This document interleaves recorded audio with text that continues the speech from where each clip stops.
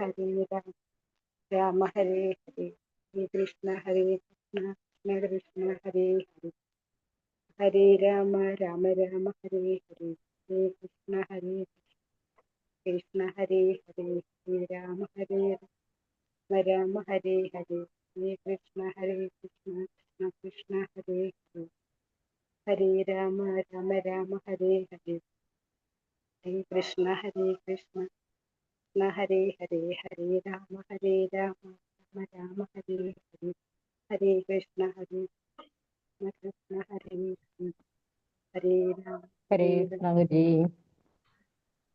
ഹരേ കൃഷ്ണ മാതാജി. ഹരേ കൃഷ്ണ. എല്ലാവർക്കും പ്രണാമം. ഹരേ കൃഷ്ണ. ഹരേ പ്രണാമം പ്രഭുജി. ഹരേ കൃഷ്ണ. ഹരേ കൃഷ്ണ. പ്രണാമം. ഹരേ കൃഷ്ണ പ്രഭുജി. ഹരേ കൃഷ്ണ. ഹരേ കൃഷ്ണ. ഇന്നലെ ഒരു മിസ്റ്റേക്ക് ചെയ്ത് ഞാൻ കലക്ഷനൊന്നും യാതൊരു ഓഫും കൊടുക്കാൻ പാടില്ല എന്നാണ് റൂള്. എനിക്കറിയില്ലായിരുന്നു. ഹരേ കൃഷ്ണ. ഒരു ഓഫും ഇല്ല. ഭഗവാന്റെ സ്ഥലത്ത് ഒരു ഓഫും കൊടുക്കാൻ പാടില്ല എന്നാണ് പറഞ്ഞിട്ടുള്ളത്. ഓക്കെ, ശരി ശരി. ഹരേ കൃഷ്ണ. ഒരു ഓഫ് എന്നോട് ചോദിക്കരുത്, ഞാൻ ചിലപ്പോ അറിയാണ്ട് പറഞ്ഞു പോണാണ്. ഹരേ കൃഷ്ണ. ഒരു ഓഫും ഇല്ല നമുക്ക് ഇനി തൊട്ട് ഭഗവാന്റെ കാര്യമില്ലാതെ. Okay okay. ഹരേ കൃഷ്ണ. ഓം നമോ ഭഗവതേ വാസുദേവായ. പ്രാർത്ഥനയിലേക്ക് കിടക്കാം. ഓം നമോ ഭഗവതേ വാസുദേവായ. ഓം നമോ ഭഗവതേ വാസുദേവായ. ഓം നമോ ഭഗവതേ വാസുദേവായ. ഓം നമോ ഭഗവതേ വാസുദേവായ. നാരായണം നമസ്കൃത്യം നരം ചൈവ നരോത്തമം ദേവീം സരസ്വതീം വ്യാസം തതോ ജയമുദിരയേത് നഷ്ടപ്രായേഷു ഭദ്രേഷു നിത്യം ഭാഗവത സേവയാ ഭാഗവതേ ഉത്തമ ശ്ലോകേ ഭക്തിർഭവതി നഷ്ടകീ മൂകം കരോതി വാചാലം പങ്കും ലംഘയതേ ഗിരി യത്കൃപതമഹം വന്ദേ പരമാനന്ദമാധവം ശ്രീഗുരുദീനധാരിണം ശ്രീചൈതന്യമീശ്വരം ജ്ഞാനതിമിരാന്ധ്യസ്യ ജ്ഞാനാഞ്ജലശലാകയാ ചക്ഷുർമിലിതം യേന തസ്മൈ ശ്രീഗുരുവേ നമഃ. ശ്രീചൈതന്യം മനോഭീഷ്ടം സ്ഥാപിതം യേന ഭൂതലേ സ്വയം രൂപകഥാമഹ്യം തഥാ ദിശഭാന്തികം വന്ദേഹം ശ്രീഗുരു ശ്രീയുതപദകമലം ശ്രീഗുരും വൈഷ്ണവാംശ ശ്രീരൂപം സാഗരജാതം സഹന രഘുനാഥാനിതം തം സജീവം സാദൈവം സാവധൂതം പരിജനസഹിതം കൃഷ്ണചൈതന്യദേവം ശ്രീരാധാകൃഷ്ണപാദാൻ സഹന ലളിതാ ശ്രീവിശാഖാനിം താം സാഹേ കൃഷ്ണ കരുണാ സിന്ധോ ദീനബന്ധോ ജഗത്പദേ ഗോപേശ ഗോപികാ കാന്ത രാധാകാന്ത നമസ്തുതേ. തപ്തകാഞ്ചന ഗൗരാംഗേ രാധേ വൃന്ദാവനേശ്വരി വൃഷഭാനുസുതേ ദേവി പ്രണമാമി ഹരിപ്രിയേ. വഞ്ചാകൽപതരൂപേച്ഛ കൃപാ സിന്ധിഭ്യേവ ച പതിനം ഭാവിനേഭ്യോ വൈഷ്ണവേഭ്യോ നമോ നമഃ. നമോ വിഷ്ണുപാദായ കൃഷ്ണപ്രേഷ്ഠായ ഭൂതലേ ശ്രീമതേ ഭക്തിവേദാന്ത സ്വാമിന്നിധി നാമിനേ. നമസ്തേ സാരസ്വതദേവേ ഗൗരവാണി പ്രചാരിണേ നിർവിശേഷ ശൂന്യവാദി പാശ്ചാത്യദേശധാരിണേ. ജയ ശ്രീകൃഷ്ണ ചൈതന്യ പ്രഭു നിത്യാനന്ദ ശ്രീ അദ്വൈത ഗദാധര ശ്രീവാസാദി ഗൗരഭക്തവൃന്ദ. ഹരേ കൃഷ്ണ കൃഷ്ണ കൃഷ്ണ ഹരേ ഹരേ ഹരേ രാമ രാമ രാമ ഹരേ ഹരേ. ഹരേ കൃഷ്ണ കൃഷ്ണ കൃഷ്ണ ഹരേ ഹരേ ഹരേ രാമ രാമ രാമ ഹരേ ഹരേ. ഹരേ കൃഷ്ണ കൃഷ്ണ കൃഷ്ണ ഹരേ ഹരേ ഹരേ രാമ രാമ രാമ ഹരേ ഹരേ. ഹരേ കൃഷ്ണ. പ്രഭാതിക്ക് ഗുരുദേവ് ജനതോടി വൈഷ്ണവ ഭക്തർക്ക് ജയ്. ഹരേ കൃഷ്ണ. ചെറിയ missing. Hare Krishna. Hare Krishna. Video on ചെയ്യാൻ പറ്റുന്നവരൊക്കെ വീഡിയോ ഓൺ ചെയ്തോളൂ. ഹരേ കൃഷ്ണ. ഓം നമോ ഭഗവതേ വാസുദേവായ. ഓം നമോ ഭഗവതേ വാസുദേവായ. അപ്പൊ നമ്മളിന്ന് 13ാമത്തെ ചാപ്റ്ററിലേക്ക് കടക്കണം. അപ്പൊ നമുക്കൊരു കാര്യം ചെയ്യാം. 13 ചാപ്റ്റർ കടക്കണേ മുന്നേ നമുക്ക് ക്വസ്റ്റ്യൻ ആൻസർ പറഞ്ഞിട്ടുണ്ട്. നമുക്ക് ഇനി എക്സാം വേണ്ടേ? 6 ചാപ്റ്റർ കഴിഞ്ഞല്ലോ. 12 ചാപ്റ്റർ കഴിഞ്ഞു. നമ്മൾ 6+6 12 ചാപ്റ്റർ കഴിഞ്ഞു. അപ്പൊ 6 കഴിഞ്ഞ, അതായത് 6ാമത്തെ ചാപ്റ്റർ തൊട്ട് 12ാമത്തെ ചാപ്റ്ററിന്റെ ക്വസ്റ്റ്യൻ ആൻസർ നമ്മൾ കഴിഞ്ഞ പ്രാവശ്യം ചെയ്ത പോലെ ഞാൻ ക്വസ്റ്റ്യൻ പറയാം. ഒന്ന് അതെ, നമ്മളെ ക്വസ്റ്റ്യൻ പേപ്പറിൽ ക്വസ്റ്റ്യൻ ഇട്ടിട്ടുണ്ടായിരുന്നല്ലോ. അതിൽ തന്നെ ക്വസ്റ്റ്യൻസ് ഞാൻ പറയാം. ആ ക്വസ്റ്റ്യൻസ് ആയിരിക്കും നമ്മൾ ചോദിക്കാം. അപ്പൊ അതിന്റെ ക്വസ്റ്റ്യൻസ് ആൻസർ ചെയ്യാം. എല്ലാവരും ആൻസർ ചെയ്ത് നമുക്ക് വേണം ഡിസ്കഷൻ വേണം. പിന്നെ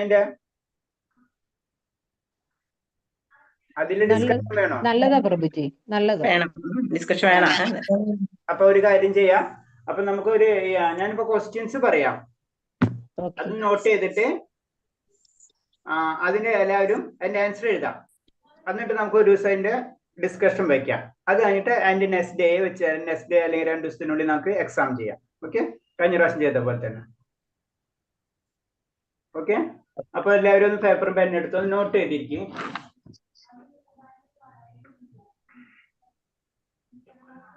ഹരേഷ്ണ ഹരേഷ്ണ പ്രഭുജി, ഹരേഷ്ണ പ്രഭു, രമേഷാണ്. ഹരേഷ്ണ പ്രഭു. ഇപ്പൊ കഴിഞ്ഞ പ്രാവശ്യം ഉണ്ടായിരുന്നില്ല. കഴിഞ്ഞ ക്ലാസ്സിൽ ഞാൻ ശബരിമലക്ക് പോയിട്ട് ഉണ്ടായിരുന്നില്ല. ശബരിമലക്ക് പോയി. അപ്പൊ ഡ്യൂട്ടി തിരക്കാണ് ഇപ്പൊ. അപ്പൊ ഞാന് ഇത് കേൾക്കണുണ്ട്. ഓക്കെ, കുഴപ്പമില്ല പ്രഭു, അത് കുഴപ്പമില്ല. ഹരേഷ്ണ ബാബു പ്രഭുവിനെ കണ്ടില്ലല്ലോ ഇന്ന്. മീറ്റിങ്ങിന് പോയേക്കാണ്. ഓക്കെ, ഹരേഷ്ണ പ്രഭുജി. ഹരേഷ്ണ മാതാജി കഴിഞ്ഞു വന്നാ? ഹരേഷ്ണ. അപ്പൊ എല്ലാവരും പെന്നും പേപ്പർ എടുത്തിരിക്കാം. നമുക്ക് ഇനി എന്ത് ചെയ്യാം, നമുക്ക് ക്വസ്റ്റ്യൻസ് നോട്ട് ചെയ്ത് വെക്കാം. അത് കഴിഞ്ഞിട്ട് എല്ലാവരും എന്ത് ചെയ്യാം, അതിന്റെ ആൻസർ എഴുതാം. എന്നിട്ട് ഒരു ദിവസം ഡിസ്കസ് വെക്കാം. ഓക്കെ, അപ്പൊ ആദ്യത്തെ ക്വസ്റ്റ്യൻ 7ാമത്തെ അധ്യായത്തിൽ ആദ്യത്തെ ക്വസ്റ്റ്യൻ ഞാൻ ഷോർട്ടും പറയുന്നുണ്ട്. 7ാമത്തെ ക്വസ്റ്റ്യനിൽ 1ാമത്തെ ചോദ്യം 7ല് 1, 3, 6, 8, 9, 16. ഞാൻ ഒന്നുകൂടെ പറയാം. 7ാമത്തെ ചാപ്റ്ററില് നമ്മൾ തന്നിട്ടുണ്ടല്ല, അതിൽ 1ാമത്തെ ചോദ്യം, 3ാമത്തെ ചോദ്യം, 6ാമത്തെ ചോദ്യം, 8ാമത്തെ ചോദ്യം, 9ാമത്തെ ചോദ്യം, 16ാമത്തെ ചോദ്യം. 1, 3, 6, 8, 9, 16. 16 16 ചോദ്യത്തോളം അതിലുണ്ട്. അപ്പൊ 16ാമത്തെ ചോദ്യം. 6 അല്ലേ? 6 ആദ്യത്തെ ചാപ്റ്ററിൽ നിന്ന് 6. അപ്പൊ പിന്നെ വീണ്ടും പറയണ്ടല്ല, ചോദ്യങ്ങൾ പറയണ്ടല്ല. 1, 3, 6, 8, 9, 16. നിങ്ങള് ഗ്രൂപ്പിൽ നോക്കിക്കഴിഞ്ഞാൽ ക്വസ്റ്റ്യൻസ് കാണാം. അപ്പൊ അത് നോക്കിയാൽ മതി. അതായത് നമുക്ക് ഒരേ സമയം അതിനു വേണ്ടി പോകേണ്ടി വരും. അത് കാരണം ഉണ്ട്. പിന്നെ നമ്മളിപ്പോ 1ാമത്തെ ചോദ്യം, കൃഷ്ണന്റെ ശാസ്ത്ര പ്രകാരമാണ് ഒരാൾക്ക് ഗ്രഹിക്കാൻ സാധിക്കുന്നത്, അങ്ങനെ പറയണ്ടെന്ന് വെച്ചിട്ടുണ്ടേ. അത് നമ്മളെ ഗ്രൂപ്പിൽ എടുക്കുന്നുണ്ട്. അത് നോക്കിയാൽ മതി. 7ാമത്തെ ചാപ്റ്ററിന്റെ ആദ്യത്തെ 1ാമത്തെ ചോദ്യം, 3ാമത്തെ ചോദ്യം, 6ാമത്തെ ചോദ്യം, 8ാമത്തെ ചോദ്യം, 9ാമത്തെ ചോദ്യം, 16ാമത്തെ ചോദ്യം. പ്രഭുജി കൊറേ ക്വസ്റ്റ്യൻ ഇതിൽ പോയി, ഡിലീറ്റ് ആയി പോയി മൊബൈലില്. എല്ലാ ക്വസ്റ്റ്യനും ഇല്ല. ഓക്കെ, അപ്പൊ ഞാൻ ഒന്ന് ഗ്രൂപ്പിൽ ഇട്ടുതരാം. ക്വസ്റ്റ്യൻ എഴുതിയെടുത്തിട്ടില്ലേ ബുക്കില്? ഉത്തരം എഴുതാൻ വേണ്ടി ക്വസ്റ്റ്യൻ. ശരി, സോറി, അത് മറന്നു. ഹരികൃഷ്ണ, പുസ്തകത്തിലുണ്ട്, ബുക്കിലുണ്ട്, എഴുതിയിട്ടുണ്ടല്ലോ നമ്മള്. എഴുതിയിട്ടുണ്ട്. എന്നാലും ഞാൻ ഗ്രൂപ്പിൽ ഒന്നുകൂടി ഇട്ടുതരാം. നമുക്ക് ഒറ്റയടിക്ക് ഇല്ല, വേണ്ട, എഴുതിയിട്ടുണ്ട്. ക്വസ്റ്റ്യൻ ആൻസർ എഴുതിയിട്ടുണ്ട്. എല്ലാവരും അതായത് ഓർമ്മിപ്പിച്ചത് നന്നായി. ഞാനിപ്പോ തന്നെ ഇട്ടുതരാം. മൊബൈല് കേടായി ക്വസ്റ്റ്യൻ മൊത്തം പോയി. അപ്പൊ ഞാൻ അത് ആലോചിച്ചതാണ്. ക്വസ്റ്റ്യൻ ഇട്ടിട്ടുണ്ട് കേട്ടോ. നമ്മൾ എഴുതിയിട്ടുണ്ടല്ലോ, പേപ്പറിൽ എഴുതിയിട്ട് പോയി. ഞാൻ ഗ്രൂപ്പിൽ 2ാമത് ഫോർവേഡ് ചെയ്തിട്ടുണ്ട് എല്ലാ ക്വസ്റ്റ്യൻസും. ഓക്കെ, 7 തൊട്ട് 12 വരെയുള്ള ക്വസ്റ്റ്യൻസ് കേട്ടോ. അപ്പൊ അതിന്റെ ഡൗട്ട് ഉണ്ടെങ്കിൽ അതിൽ നോക്കിയാൽ മതി. ഒറ്റയടിക്ക് കിട്ടും നിങ്ങൾക്ക്. അപ്പൊ 7ാമത്തെ ചോദ്യത്തില് 1, 3, 6, 8, 9, 16. 1, 3, 6, 8, 9, 16 കേട്ടാ. വീഡിയോയിലും എടുക്കുന്നുണ്ട്. ഇപ്പൊ എല്ലാവർക്കും മിസ്സിംഗ് ഉണ്ടെങ്കിൽ നമ്മള് യൂട്യൂബ് ഒന്ന് കണ്ടാൽ മതി. പിന്നെ 8ാമത്തേതില് 3, 5, 7, 10. 8ാമത്തേതില് 3, 5, 7, 10. 8ാമത്തേതില് 3, 5, 7, 10. ഇപ്പൊ നിങ്ങൾക്ക് സംശയം ഉണ്ടെങ്കിൽ വീണ്ടും യൂട്യൂബിൽ എത്തിച്ചൊന്ന് നോക്കിക്കഴിഞ്ഞാൽ കിട്ടും. പിന്നെ 9ാമത്തേല് 3, 5, 6, 8. 3, 5, 6, 8. 3, 5, 6, 8. 10ാമത്തേതില് 1, 3, 4, 6. 10ാമത്തേതില് 1, 3, 4, 6. 11ാമത്തേതില് 2, 5, 7, 8. 11ാമത്തേതില് 2, 5, 7, 8. ഉം. 12-ാമത്തേതില് 1 ഉം 2 ഉം 1 ഉം 2 ഉം 2 ചോദ്യം 12-ാമത്തേത്. ഇപ്പൊ ടോട്ടല് 24 ചോദ്യങ്ങളുണ്ട്. 6 ചാപ്റ്ററിൽ കൂടിയിട്ട് 24 ചോദ്യങ്ങളുണ്ട്. അതിൽ നിന്ന് നമ്മൾ 10 ചോദ്യം ചോദിക്കും. അപ്പൊ 24 ചോദ്യങ്ങളിൽ നമ്മൾ പഠിക്കണം. ഓക്കെ, എല്ലാവരും ആൻസർ എഴുതാം. നമുക്ക് നാളെ നാളെ എല്ലാവരും ഇപ്പൊ ഇന്ന് എഴുതിയിരുന്ന് കഴിഞ്ഞാൽ നാളെയും കൂടെ ഒരു സമയം എടുക്കാം. അപ്പൊ 2 ദിവസം വലിയ ക്വസ്റ്റ്യൻസ് വരും. വലിയ ഷോർട്ട് ആയിട്ടുള്ള ക്വസ്റ്റ്യൻസ് ആണ്. 2 പോയിന്റ് ഒക്കെ എഴുതിയാൽ മതിയോ? 2 പോയിന്റ് എഴുതിയാൽ മതിയോ? കുറെ 3 പോയിന്റ് എഴുതണം. 3 പോയിന്റ് എന്നുള്ള കണക്കിലേക്ക് പോവാം കേട്ടാ. അച്ഛാ, ഈ 12-ാമത്തില് ഫസ്റ്റ് ക്വസ്റ്റ്യൻ ഒക്കെ കുറെ വലുത് ആൻസർ ആണ്. ഏത്? ഇല്ല, അങ്ങനെ എഴുതണ്ട, അത്ര വലുതാക്കി എഴുതണ്ട. യോഗ്യത പരിപൂർണത കൈവരിക്കുന്നവൻ ആരെന്ന് ചോദിച്ചാൽ നമുക്ക് എന്താണ് ഷോർട്ടായിട്ട് നമുക്കറിയാലോ ആരാണ്. ഭക്തൻ അല്ലേ? അപ്പൊ അതിനോട് എന്താ ഭക്തൻ എന്നുള്ള വേർഡിങ്ങിൽ കിട്ടിയാൽ മതി. അപ്പൊ നമ്മള് ഒരു 3 ആൻസർ വരെ, ചിലതിൽ ഇത്തിരി 4, 5 ഒക്കെ ഉണ്ടെങ്കിൽ 3 എണ്ണെങ്കിലും എഴുതാം. മനസ്സിലായേ? അപ്പൊ മിനിമം 3 എണ്ണം. ചിലതിൽ ചിലപ്പോ ഒരെണ്ണം ഉണ്ടാവുള്ളൂ, 1 പോയിന്റ് ഉണ്ടാവും. അപ്പൊ 1 പോയിന്റ് എഴുതിയാൽ മതി. ചിലയിൽ 3 പോയിന്റ് ഉണ്ടാവും, ചിലയിൽ 3 പോയിന്റ് ഉണ്ടാവും, അപ്പൊ 3 പോയിന്റ് എഴുതാം. ചില 2 പോയിന്റ് ഉണ്ടാവും, അപ്പൊ 2 പോയിന്റ് എഴുതാം. ചിലയിൽ 6 പോയിന്റ് ഉണ്ടാവും, അപ്പോഴും 3 പോയിന്റ് എഴുതിയാൽ മതി. പ്രഭുജി, ഹരേകൃഷ്ണ പ്രഭുജി, ഇവിടെ ഇടയ്ക്ക് കുറച്ച് സമയം നെറ്റ് പോയി. അപ്പൊ അത് കാരണം എനിക്ക് 12-ാമത്തെ ചാപ്റ്ററിലെ ഏതൊക്കെ ക്വസ്റ്റ്യൻസ് ആണെന്നുള്ള കേൾക്കാൻ പറ്റിയില്ല. 2 ഉം 1 ഉം 2 ഉം. ഓക്കെ. അതിനുശേഷം ഉള്ള ഒന്നും കേട്ടില്ല. 12-ാമത്തേല് 1 ഉം 2 ഉം. പിന്നെ യൂട്യൂബിൽ കേൾക്കുന്നുണ്ട്, ജസ്റ്റ് ഒന്ന് നോക്കി കഴിഞ്ഞാൽ കേൾക്കും കേട്ടോ. ഹരേകൃഷ്ണ പ്രഭുജി, നമ്മള് അർച്ചാ വിഗ്രഹം എന്ന് എഴുതുന്നതിൽ എത്ര ഷോർട്ടാക്കി എഴുതേണ്ടി വരും? ആർച്ചാവിഗ്രഹം എന്താണ്, എന്തുകൊണ്ടാണ് ഉദ്ദേശിക്കുന്നത്? ആർച്ചാവിഗ്രഹം എന്ന് പറഞ്ഞ അത് നമുക്ക് വരുന്നില്ല. ഭഗവാൻ നമ്മുടെ കാര്യങ്ങൾ അക്സെപ്റ്റ് ചെയ്യാൻ വേണ്ടിയിട്ടല്ല അവതരിക്കുന്നത്. ആ അവതാരം നമ്മളെല്ലാതും ഭഗവാൻ അതിൽ കൂടിയാണ് സ്വീകരിക്കുന്നത്. ഭക്തന്റെ സേവനങ്ങൾ സ്വീകരിക്കാൻ അത്ര മതിയല്ലോ. അത്ര മതി. അപ്പൊ അതിൽ നമ്മൾ പറഞ്ഞില്ലേ, അതിൽ മാക്സിമം 3 പോയിന്റ് വരെ ആണെങ്കിൽ എഴുതാം. പക്ഷെ നമ്മൾ എക്സാമിന്റെ ടൈമിൽ ഒരെണ്ണെങ്കിലും എഴുതണം. നമ്മൾ ഇപ്പൊ എഴുതുമ്പോ 3 പോയിന്റ് എഴുതാം. എല്ലാവരും 3 പോയിന്റ് ഉണ്ടെങ്കിൽ 3 പോയിന്റ് എഴുതാം, 2 പോയിന്റ് ഉണ്ടെങ്കിൽ 2 പോയിന്റ് എഴുതാം, 1 പോയിന്റ് ഉണ്ടെങ്കിൽ 1 പോയിന്റ് എഴുതാം. 6 പോയിന്റ് ഉണ്ടെങ്കിൽ 3 പോയിന്റ് മതി എപ്പോഴേക്കും നമുക്ക് മറ്റന്നാൾക്ക് ഡിസ്കഷനിൽ വേണ്ടി. ആൻസറിന് ചെയ്യുന്ന സമയത്ത് 3 പോയിന്റിന് 3 പോയിന്റ് എഴുതാൻ ശ്രമിക്കാം, ഇല്ലെങ്കിൽ 1 പോയിന്റെങ്കിലും എഴുതാം. ഹരേകൃഷ്ണ ക്ലിയർ ആയില്ലേ? ഹരേകൃഷ്ണ, ആൻസർ എഴുതിയിട്ട് ഡിസ്കഷൻ കഴിഞ്ഞിട്ടേ ഉള്ളൂ എക്സാം? അതെ. അപ്പൊ മറ്റന്നാളെ നമുക്ക് ഡിസ്കഷൻ വയ്ക്കാം. അപ്പൊ ഇന്നും നാളെയും കൂടെ എല്ലാവരും ആൻസർ എഴുതാൻ ശ്രമിക്കാം. ഓക്കെ, 2 ദിവസം കിട്ടില്ല. അപ്പൊ എല്ലാവരും ആൻസർ ചെയ്തിട്ട് ഡിസ്കസ് ചെയ്തിട്ട് നമുക്ക് അതോടെ ഫൈനലാവും. അപ്പൊ എന്തെങ്കിലും ചെറിയ വേരിയേഷൻ അപ്പൊ ക്ലിയർ ആയി മറ്റന്നാൾ. ഓക്കെ, സാറ്റർഡേ ആണോ എക്സാം? എക്സാം സാറ്റർഡേ വേണ്ട, നമുക്ക് അത് കഴിഞ്ഞിട്ട് ഒരു ദിവസം കൊണ്ട് വെച്ചിട്ട് നമ്മൾ മറ്റന്നാൾ വേറൊരു ദിവസം കൊണ്ട് പഠിക്കണ്ടേ. അപ്പൊ 2 ദിവസം കൊണ്ട് കഴിഞ്ഞിട്ട് കുഴപ്പമില്ല കേട്ടോ. ആദ്യം ക്വസ്റ്റ്യൻസ് സൺഡേ കഴിഞ്ഞിട്ട് വെച്ചാൽ നന്നായിരുന്നു. സൺഡേ എനിക്ക് എന്റെ സംസ്കൃതത്തിന്റെ എക്സാം ആണ്. ഓക്കെ, നമുക്ക് നോക്കാം. മറ്റന്നാൾ കഴിഞ്ഞിട്ട് എല്ലാവരും അഭിപ്രായം വെച്ചിട്ട് നമുക്ക് ചെയ്യാം. അതിന് എല്ലാവരും എഴുതും. എല്ലാവരും ആദ്യം തന്നെ മറ്റന്നാൾക്ക് എഴുതി വായും. അത് കഴിഞ്ഞിട്ട് നമുക്ക് നോക്കാം. ഓക്കെ, മറ്റന്നാൾ ഡിസ്കസ് ചെയ്യാം ക്വസ്റ്റ്യൻസ്. ഓക്കെ ഹരേഷ്, അപ്പൊ എനിക്ക് ആരെങ്കിലും ഒരാൾ എനിക്ക് എഴുതിട്ട് എനിക്ക് അയച്ചു തരും. ആരെഴുതി അയച്ചു തരാം? എനിക്ക് വാട്സാപ്പില്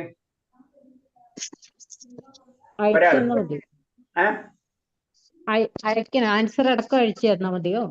ശ്രീജമാതാജി എനിക്കൊന്ന് അയച്ചു തന്നെ ആൻസർ ചെയ്തിട്ട് ഒന്ന് എനിക്ക് വാട്സാപ്പ് ചെയ്തിട്ടിരിക്കും. അപ്പൊ ഡിസ്കസ് ചെയ്യാൻ കുറച്ച് ഈസി ആയിരിക്കും. പിന്നെ നമുക്ക് സംസാരിക്കുമ്പോൾ ഈസി ആയിരിക്കും. ഓക്കെ, ക്ലിയർ ആയില്ലേ? ക്വസ്റ്റ്യൻസിന്റെ എക്സാമിന്റെ കാര്യം വല്ല ഡൗട്ട് ഉണ്ടോ? ക്വസ്റ്റ്യൻസ് പറഞ്ഞതിൽ ഇല്ല. ഞാൻ ഒന്നും കൂടെ പറയാം. 7-ാമത്തേതില് 1, 3, 6, 8, 9, 16. 8-ാമത്തേതില് 3, 5, 7, 10. 9-ാമത്തേതില് 3, 5, 6, 8. 10-ാമത്തേതില് 1, 3, 4, 6. 11-ാമത്തേതില് 2, 5, 7, 8. 12-ാമത്തേതില് 1, 2. ഇത്രയും ക്വസ്റ്റ്യൻസിന്റെ ആൻസർ എഴുതാം ഹരേഷ. അപ്പൊ കൂടുതൽ പോയിന്റ്സ് ഉണ്ടെങ്കിൽ 3 പോയിന്റ്സ് എഴുതിയാൽ മതി, കുറവ് പോയിന്റ്സ് ഉണ്ടെങ്കിൽ കുറവ് എഴുതിയാൽ മതി. ചില ആൻസറിൽ കുറച്ച് ഡൗട്ട്സ് ഉണ്ട്, അത് പിന്നെ ക്ലിയർ ചെയ്യാം. അപ്പൊ അതിനെ പറഞ്ഞു പോയിന്റ്സുകൾ മുഴുവൻ എഴുതി വെക്കാം. നമുക്ക് കൂടുതൽ വലിച്ചു നീട്ടി എഴുതേണ്ട ആവശ്യമില്ല. അതെന്ന് പറഞ്ഞാൽ നമ്മൾ മൂന്ന് പോയിന്റ് വരെ നമ്മൾ എഴുതിയാൽ മതി മാക്സിമം. അത് പ്രഭുജി പറഞ്ഞാൽ മതി എത്രത്തോളം വേണം എന്നുള്ളത്. ഓക്കെ അത് നിങ്ങൾ എഴുതാവുന്ന എഴുതിക്കൊണ്ട് വരാം. അതുകൊണ്ട് നമുക്ക് ഡിസ്കസ് ചെയ്യാം. ഓക്കെ നമ്മൾ എഴുതുമ്പോൾ നമ്മളെ ലക്ഷ്യം എന്തായിരിക്കും എന്ന് മാത്രമേ ഉള്ളൂ. ഭക്തിപരമായിട്ടുള്ള കാര്യങ്ങളിലേക്ക് കൂടുതൽ കൊണ്ടുപോകാം ആൻസേഴ്സ്. ഓക്കെ ഹരേ കൃഷ്ണ. പ്രഭുജി ഹരേ കൃഷ്ണ പ്രഭു. പ്രണാമം. ഹരേ കൃഷ്ണ ഹരേ കൃഷ്ണ. പ്രഭു ഇതിന്റെ എക്സാം കഴിഞ്ഞല്ലേ? സെക്കൻഡ് ലെവൽ കഴിഞ്ഞല്ലേ ജനാർദ്ദൻ പ്രഭു? എല്ലാം കഴിഞ്ഞ. എന്റെ തേർഡും കഴിഞ്ഞതാ. ഹരേ കൃഷ്ണ ഹരേ കൃഷ്ണ. പ്രഭു ഹരേ കൃഷ്ണ. ഞാൻ അതിനെ കൂടുതൽ വീണ്ടും മനസ്സിലാക്കാൻ വേണ്ടി ഇരിക്കുക. ഓക്കെ ഹരേ കൃഷ്ണ. ശരി പ്രഭു.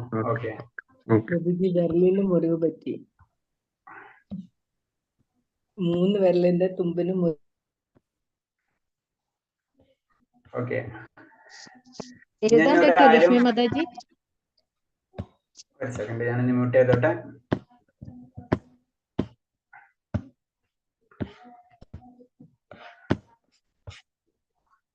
നമുക്ക് 13ാമത്തെ അധ്യായം തുടങ്ങാണ്. 13ാമത്തെ അധ്യായത്തിന്റെ എന്ന് പറഞ്ഞു കഴിഞ്ഞാൽ ജ്ഞാനയോഗം അല്ലെ? ഭക്തിയോഗം കഴിഞ്ഞു. ഈ ജ്ഞാനയോഗത്തിന്റെ സെക്ഷൻ സ്റ്റാർട്ടാണ്.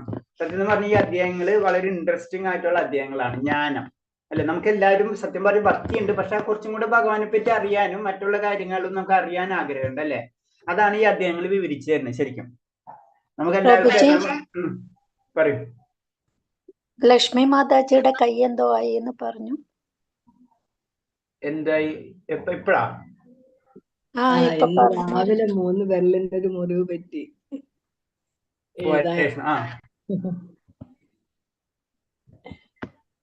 ഒരു ഫ്ലാസ്കിന്റെ അതില് മുറിവ് ഗ്ലാസിനോട് മുറിഞ്ഞു പോയി. അപ്പൊ ഡോക്ടറെ കാണിച്ചില്ലേ? ഇല്ല, 3 ബാൻഡേഡ് ഇട്ട് ഇങ്ങനെ. ഓയ്യോ ഹരേ കൃഷ്ണ ഹരേ കൃഷ്ണ. ഓക്കെ ശ്രദ്ധിക്കും മാതാജി. ഹരേ കൃഷ്ണ. Okay okay. മാതാജി റൈറ്റ് ഹാൻഡിലാണോ മുറിവ് പറ്റിയത്? റൈറ്റ് ആണോ? എഴുതാൻ പറ്റില്ല അല്ലെ? എഴുതാൻ പറ്റില്ല. നോക്കാം എന്തെങ്കിലും ചെയ്യാം. അതിനെപ്പറ്റി ആലോചിക്കാം. നമുക്ക് എക്സാം കുറച്ച് നീട്ടി കൊണ്ടുപോകാം. കുഴപ്പമില്ല, ഞങ്ങൾ എങ്ങനെയാലും എഴുതിക്കൊണ്ട്. കുഴപ്പമില്ല, നമുക്ക് നോക്കാം. മാതാജി വേണമെങ്കിൽ സ്പെഷ്യൽ ആയിട്ട് സ്പെഷ്യൽ കൺസൾട്ടേഷൻ കൊടുക്കാം മാതാജി. ഓക്കെ നമുക്ക് നോക്കാം. അത് നമുക്ക് 2 എക്സാം കുഴപ്പമില്ല മാതാജിക്ക് നോക്കാം. ആർക്കും ടെൻഷൻ അടിക്കണ്ട. അത് വേണ്ട. ആ മാതാജിക്കും ടെൻഷൻ അത് വേണ്ട. അത് ശരിയാവില്ല. മാതാജിയുടെ പേരും പറഞ്ഞിട്ട് നമ്മുടെ കാര്യം ഭഗവാന്റെ അടുത്തുണ്ട്. ഭഗവാൻ ഇത് മുഴുവൻ അറിയാം. മനസ്സിലായ? നമുക്കൊരു സിമ്പിൾ ആയിട്ട് പഠിച്ച പരീക്ഷ നമുക്ക് ഇത്ര വിഷമമാണെങ്കിൽ ഭഗവാൻ അങ്ങനെ കിട്ടുന്ന ആലോചിച്ചാൽ മാത്രം മതി. എനിക്ക് വേണ്ടി ഒന്ന് പ്രാർത്ഥിക്കണം. എനിക്ക് ഞായറാഴ്ച എന്റെ സംസ്കൃതത്തിന്റെ 3rd ലെവൽ എക്സാമിനേഷൻ ആണ്. അതൊക്കെ കുഴപ്പമുണ്ടാവില്ല. സംസ്കൃതത്തിനേലും ഇമ്പോർട്ടൻസ് നമുക്ക് ഭക്തിയാണ്. മനസ്സിലായി? അപ്പൊ അതിനു വേണ്ടി നമ്മൾ പ്രാർത്ഥിക്കാം. ഓക്കെ ഹരേ കൃഷ്ണ. എല്ലാവർക്കും ഭക്തി വരാൻ വേണ്ടി നമ്മൾ തീർച്ചയായിട്ടും പ്രാർത്ഥിക്കാം. ഹരേ കൃഷ്ണ. ശരി മാതാജി. ഹരേ കൃഷ്ണ. ഓക്കെ നമുക്ക് ക്ലാസ്സിലേക്ക് കിടക്കാം. ഓം നമോ ഭഗവതേ വാസുദേവായ. ഓം നമോ ഭഗവതേ വാസുദേവായ. ഓം നമോ ഭഗവതേ വാസുദേവായ. ഓം നമോ ഭഗവതേ വാസുദേവായ. ഓം നമോ ഭഗവതേ വാസുദേവായ. അപ്പൊ ഇതില് 13ാമത്തെ അധ്യായത്തില് പറയണത് പ്രകൃതി, പുരുഷൻ, ക്ഷേത്രജ്ഞൻ. 3 കാര്യങ്ങളാണ് ഈ അധ്യായത്തിൽ പറഞ്ഞത്. പ്രകൃതി, പുരുഷൻ, ക്ഷേത്രജ്ഞൻ. അപ്പൊ നമുക്ക് ഏകദേശമൊക്കെ മനസ്സിലായി തുടങ്ങിയിട്ടുണ്ടാവും അല്ലെ? പ്രകൃതി, പുരുഷൻ, ക്ഷേത്രജ്ഞൻ.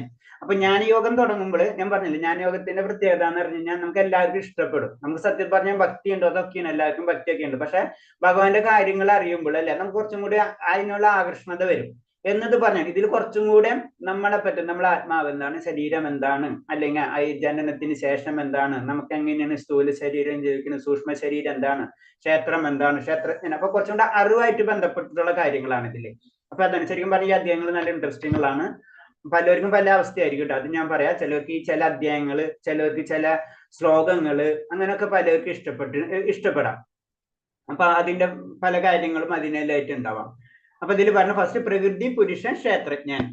അതിൽ ആദ്യം അർജുനൻ എന്ന് പറയുന്നത്. അർജുന ഉവാച പ്രകൃതിം പുരുഷം ചൈവം ക്ഷേത്രജ്ഞമേവ ച ഏതദ്വേദിത്മിച്ഛാമി ജ്ഞാനം ജ്ഞേയശ്ച കേശവ. ശ്രീ ഭഗവാൻ ഉവാച ഇദം ശരീരം കൗന്ദേയ ക്ഷേത്രമിത്യാദിദീയതേ ഏതത്തു വേദിതം പ്രാഹ്യം ക്ഷേത്രജ്ഞ ഇതി തത്വതഃ. അതിൽ ശ്രീ ഭഗവാൻ ഭഗവാൻ പറയാണ്, ആദ്യ അർജുനൻ പറയാണ്, അല്ലയോ പ്രിയപ്പെട്ട കൃഷ്ണ, പ്രകൃതി, പുരുഷൻ, ക്ഷേത്രം, ക്ഷേത്രജ്ഞൻ, ജ്ഞാനം, ജ്ഞാനത്തിന് വിഷയീഭവിക്കുന്നത്, ഇവയെ കുറിച്ച് അറിയാൻ എനിക്ക് ആഗ്രഹമുണ്ട്. അപ്പൊ ഭഗവാനോട് അർജുനൻ പറയാണ്, എനിക്ക് പല കാര്യങ്ങളും ഇപ്പോഴും സംശയങ്ങളുണ്ട്, അതൊന്നും കൂടെ പറഞ്ഞു തരൂ.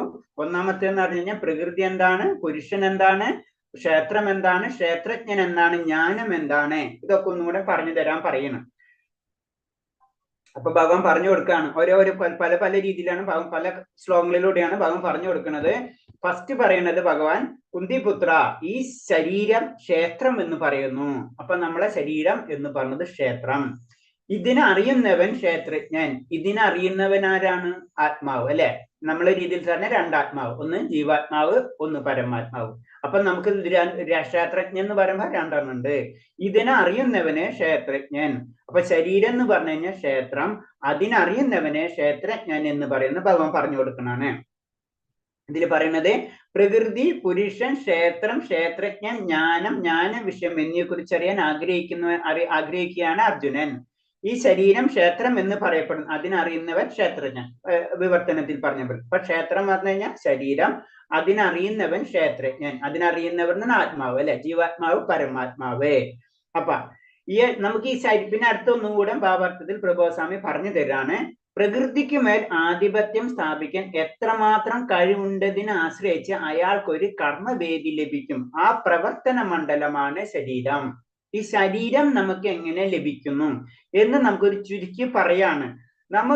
നമ്മളെ ആഗ്രഹങ്ങൾ ഉണ്ടാവും, അല്ലേ? നമുക്ക് പലതരം ആഗ്രഹങ്ങൾ, പല കർമ്മങ്ങളൊക്കെ ചെയ്യുന്നതിനനുസരിച്ച് അപ്പൊ എന്താണ്, അതിനു വേണ്ടി നമ്മൾ പ്രവർത്തിച്ചുകൊണ്ടിരിക്കുകയാണ്. അത് മുഴുവനായിട്ട് നമുക്ക് ലഭിക്കുന്നില്ല. നമ്മളെ ആഗ്രഹങ്ങൾ പൂർത്തീകരിക്കാൻ നമുക്ക് ഈ ശരീരം പോരാത്തൊരവസ്ഥ വരുമ്പോൾ അതിനനുസരിച്ചൊരു ശരീരം നമുക്ക് ലഭിക്കണമാണ്.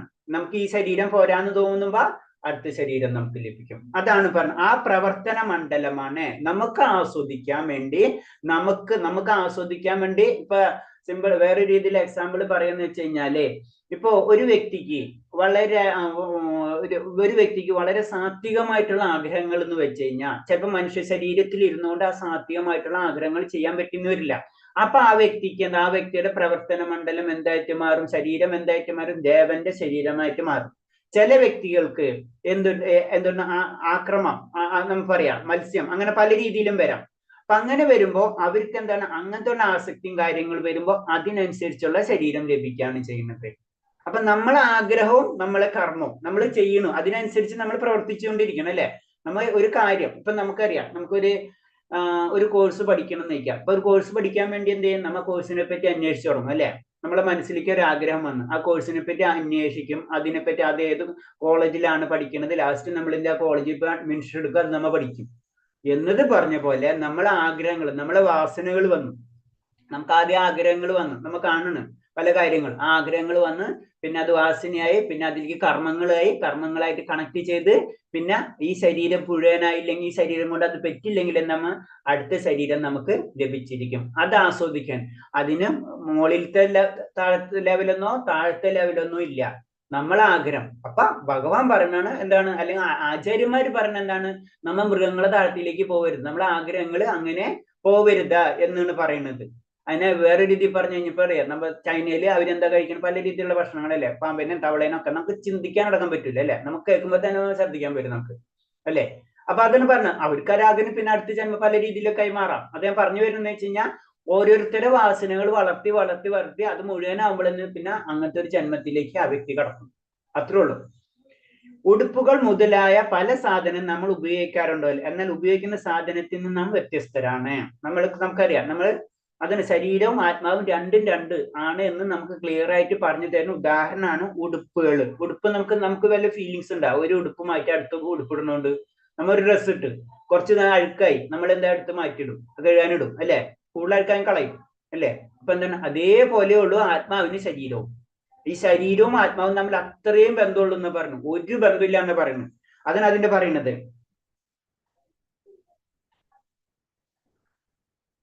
പിന്നെ നമ്മൾ എന്തുകൊണ്ടാണ് നമുക്ക് ഈ ക്ലേശങ്ങൾ വരുന്നത്?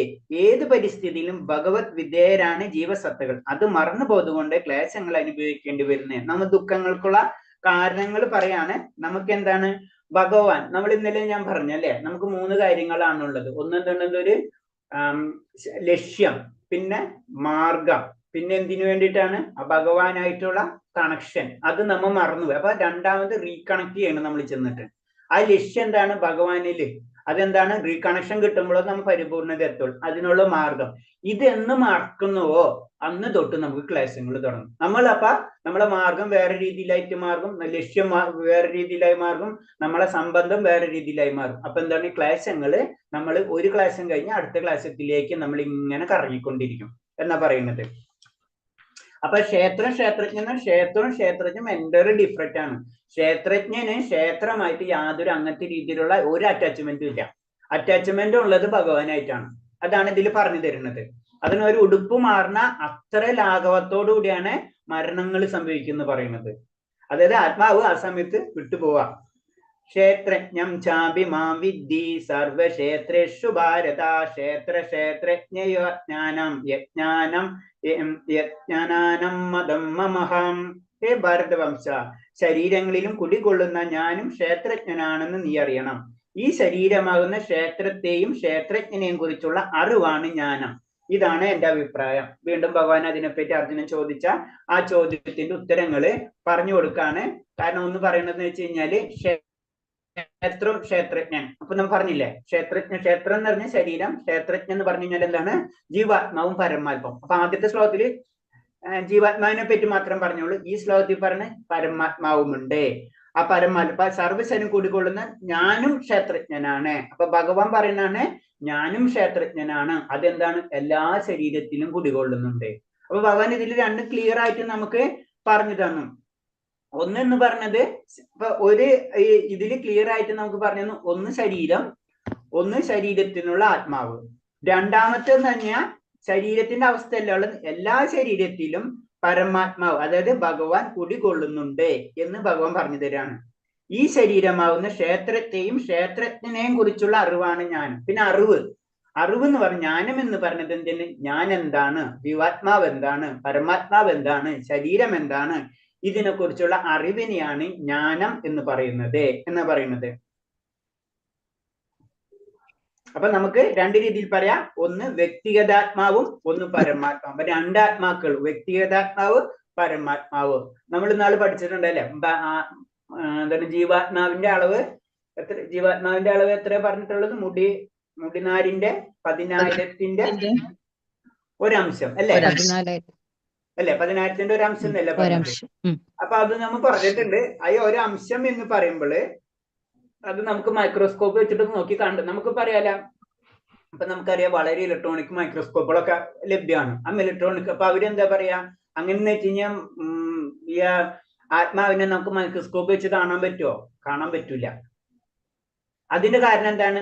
ഇത് പറഞ്ഞത് 10,000ന്റെ ഒരു അംശം എന്ന് പറയുന്നത് അത് നമുക്കൊരു അവബോധത്തിന് വേണ്ടി മാത്രമാണ്. അത്രയും ചെറുതാണ് എന്ന് നമുക്ക് പറഞ്ഞു തരുന്നത് മാത്രമേ ഉള്ളൂ. ആത്മാവ് എന്ന് പറഞ്ഞത് ശരീരത്തിന്റെ വലിപ്പം പോലെയല്ല, അത് വളരെ ചെറുതാണ്.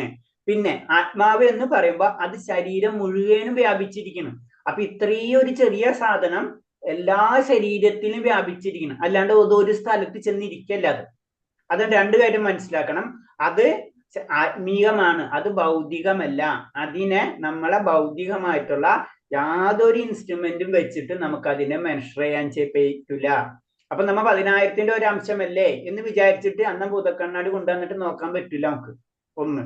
രണ്ട്, നമുക്ക് പിന്നെന്താണ്, ഇത് ഒരു ചെറുതല്ല, അപ്പൊ ഒരു സ്ഥലത്തല്ലേ ഇരിക്കുള്ളൂ. അതുമല്ല, ഇത് ശരീരം മുഴുവനും വ്യാപിച്ചിരിക്കുകയാണ്. അതിന് ശരീരം പോകുന്നത് ഒന്നിച്ചാണ് പോണത്. അത് ഒരു സ്ഥലത്തുനിന്നല്ല പോണത്, അത് ഒന്നിച്ച് ശരീരത്തിന് പോണതാണ്. അതാണ് മനസ്സിലാക്കേണ്ടത്. അതാണ് ഒന്നാമത്തെ. അപ്പൊ അത് തന്നെ രണ്ടെണ്ണം ഉണ്ട്, വ്യക്തിഗതാത്മാവ്, പരമാത്മാവ്. വ്യക്തിഗതാത്മാവ് എന്ന് പറഞ്ഞാൽ നമ്മുടെ ജീവാത്മാവ്, അതിന് വ്യക്തിത്വം ഏത് സമയത്തുണ്ടാവും. പരമാത്മാവ് എന്ന് പറഞ്ഞാൽ എല്ലാവരും വ്യാപിച്ചിരിക്കുകയാണ്. അതുകൊണ്ട് ഭഗവാന്റെ ഒരു അംശം എന്തിന്, നമ്മൾ എന്താണ് നമ്മളെ രീതിയിൽ പറഞ്ഞു കഴിഞ്ഞാൽ നമ്മളെല്ലാ കാര്യങ്ങളും നിയന്ത്രിക്കുന്നത് പരമാത്മാവാണ്. മനസ്സിലായില്ല? അപ്പൊ നമ്മൾ പറയില്ലേ, ഒരു ജയിലില് ഒരു ജയിൽ പുള്ളി ഉണ്ടാവും, പക്ഷെ നോക്കുന്നത് ആരാണ്? അവിടെ ഒരു പാറാവുകാരൻ ഉണ്ടാവും, അല്ലെ ജനറലായിട്ട് ഒരു പോലീസുകാരൻ വേറെ ഉണ്ടാവും എന്ന് പറഞ്ഞ പോലെ പരമാത്മാവ് അവിടെ ഉണ്ടാവും. നമ്മള് അവിടുത്തെ ജയിൽ പുള്ളിയാണെന്ന് വേറെ എന്തെങ്കിലും സംഘം. അപ്പൊ 2 തരം ആത്മാക്കൾ ഉണ്ട് എന്ന് നമ്മൾ ഉറപ്പിക്കണം.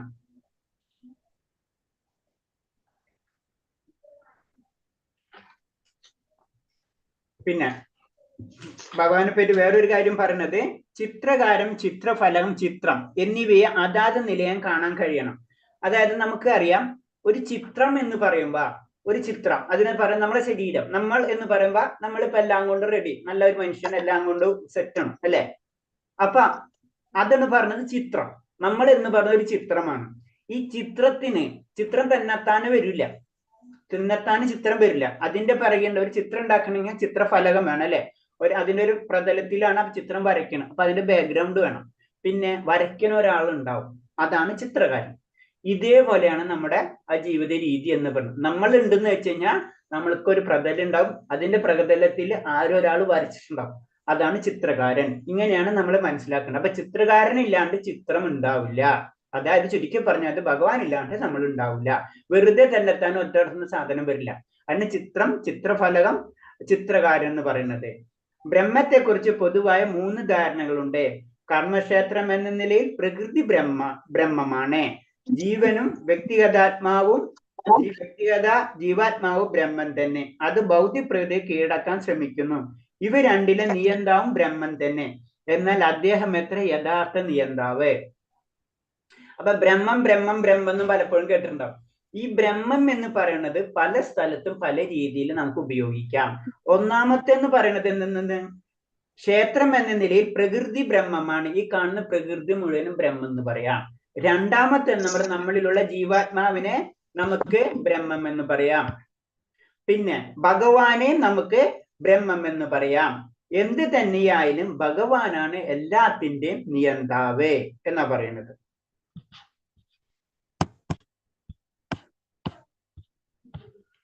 അടുത്ത ശ്ലോകം.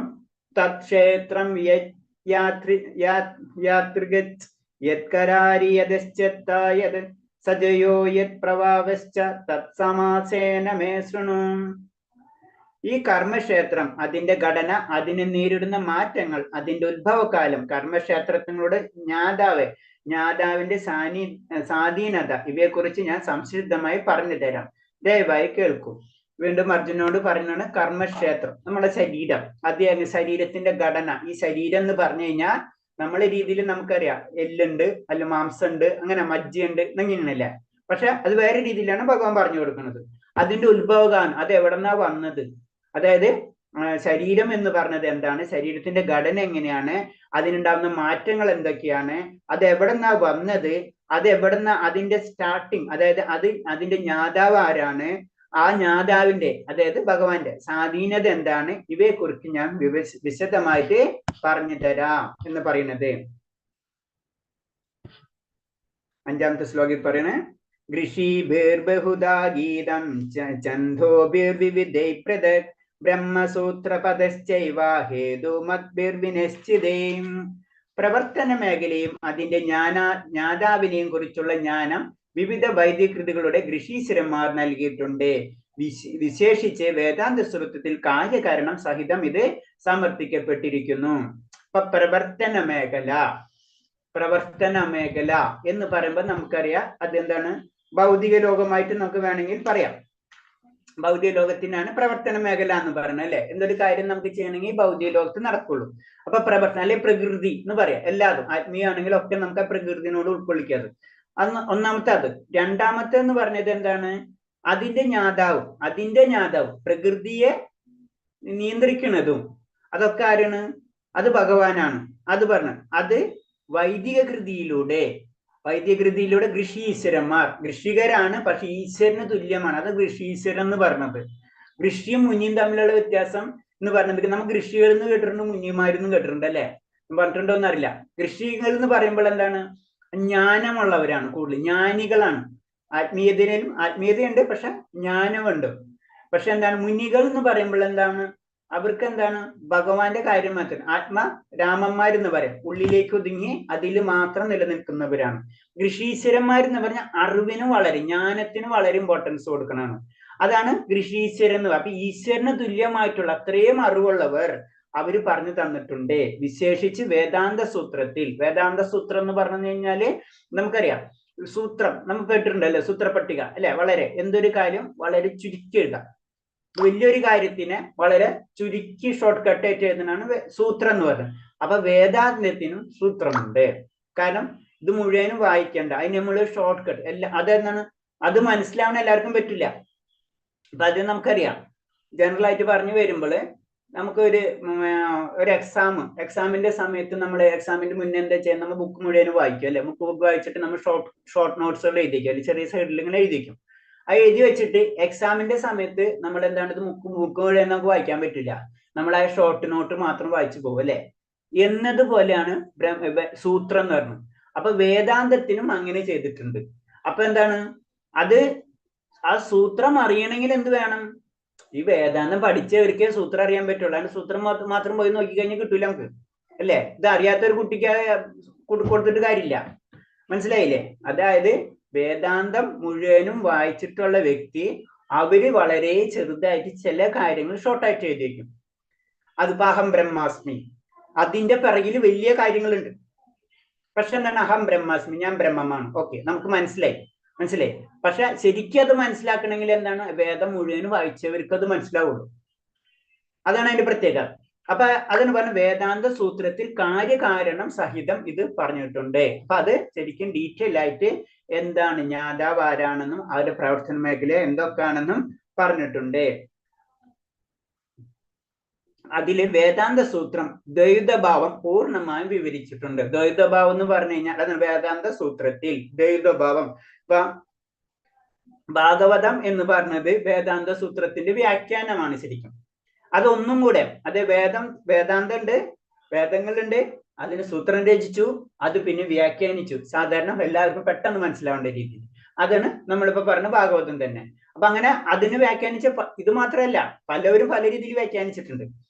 അപ്പൊ അതിൽ ക്ലിയർ ആയിട്ട് പറഞ്ഞു തരുന്നുണ്ട് എന്താണ്, വേദാന്ത സൂത്രത്തിൽ ദ്വൈതഭാവത്തെ പറ്റി ക്ലിയർ ആയിട്ട് പറഞ്ഞിട്ടുണ്ട്.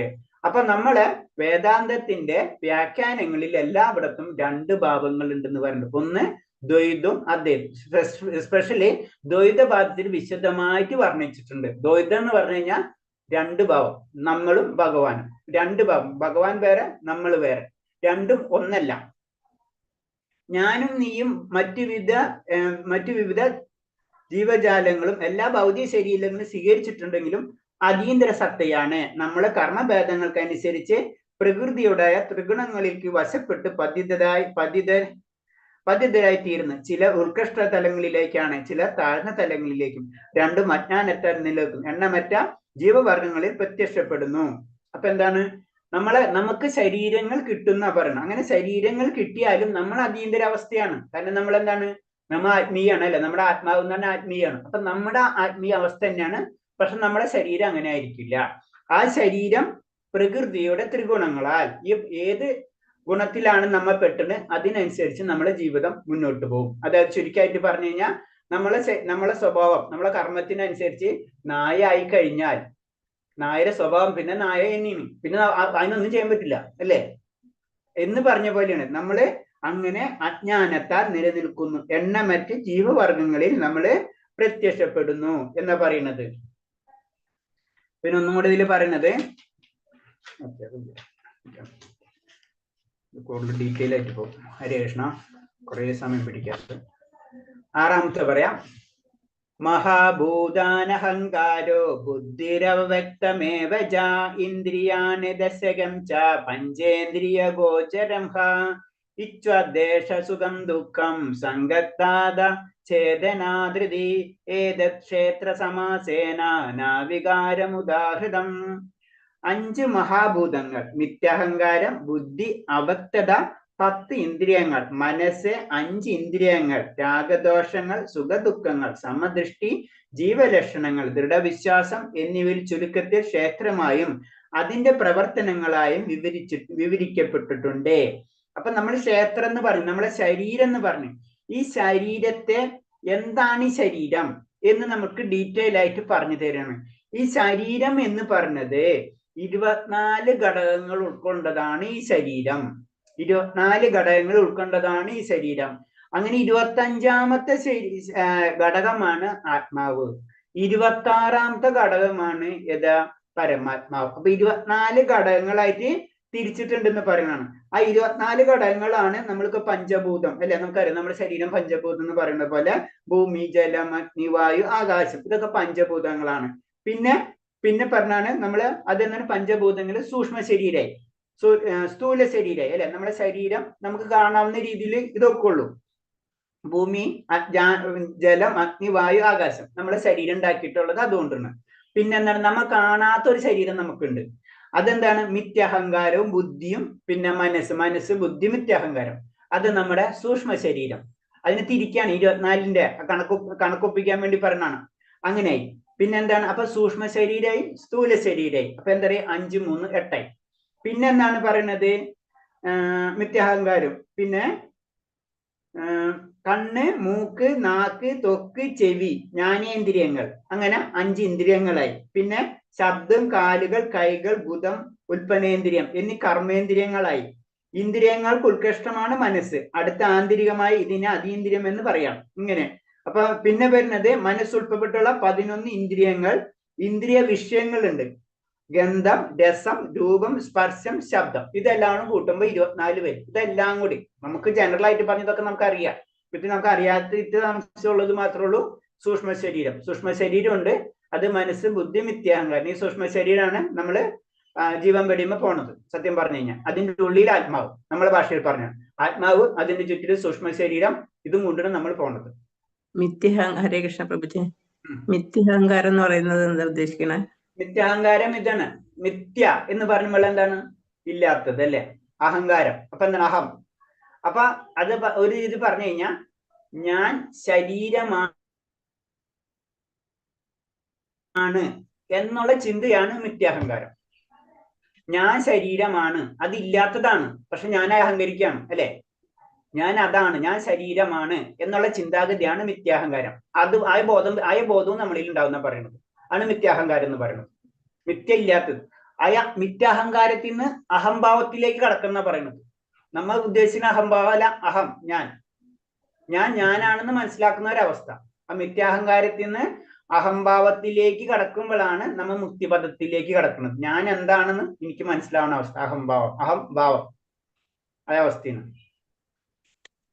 ഓക്കെ, ഹരേ കൃഷ്ണ.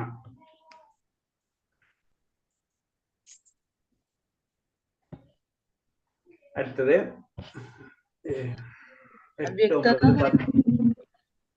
വ്യക്തമല്ലാത്തത്.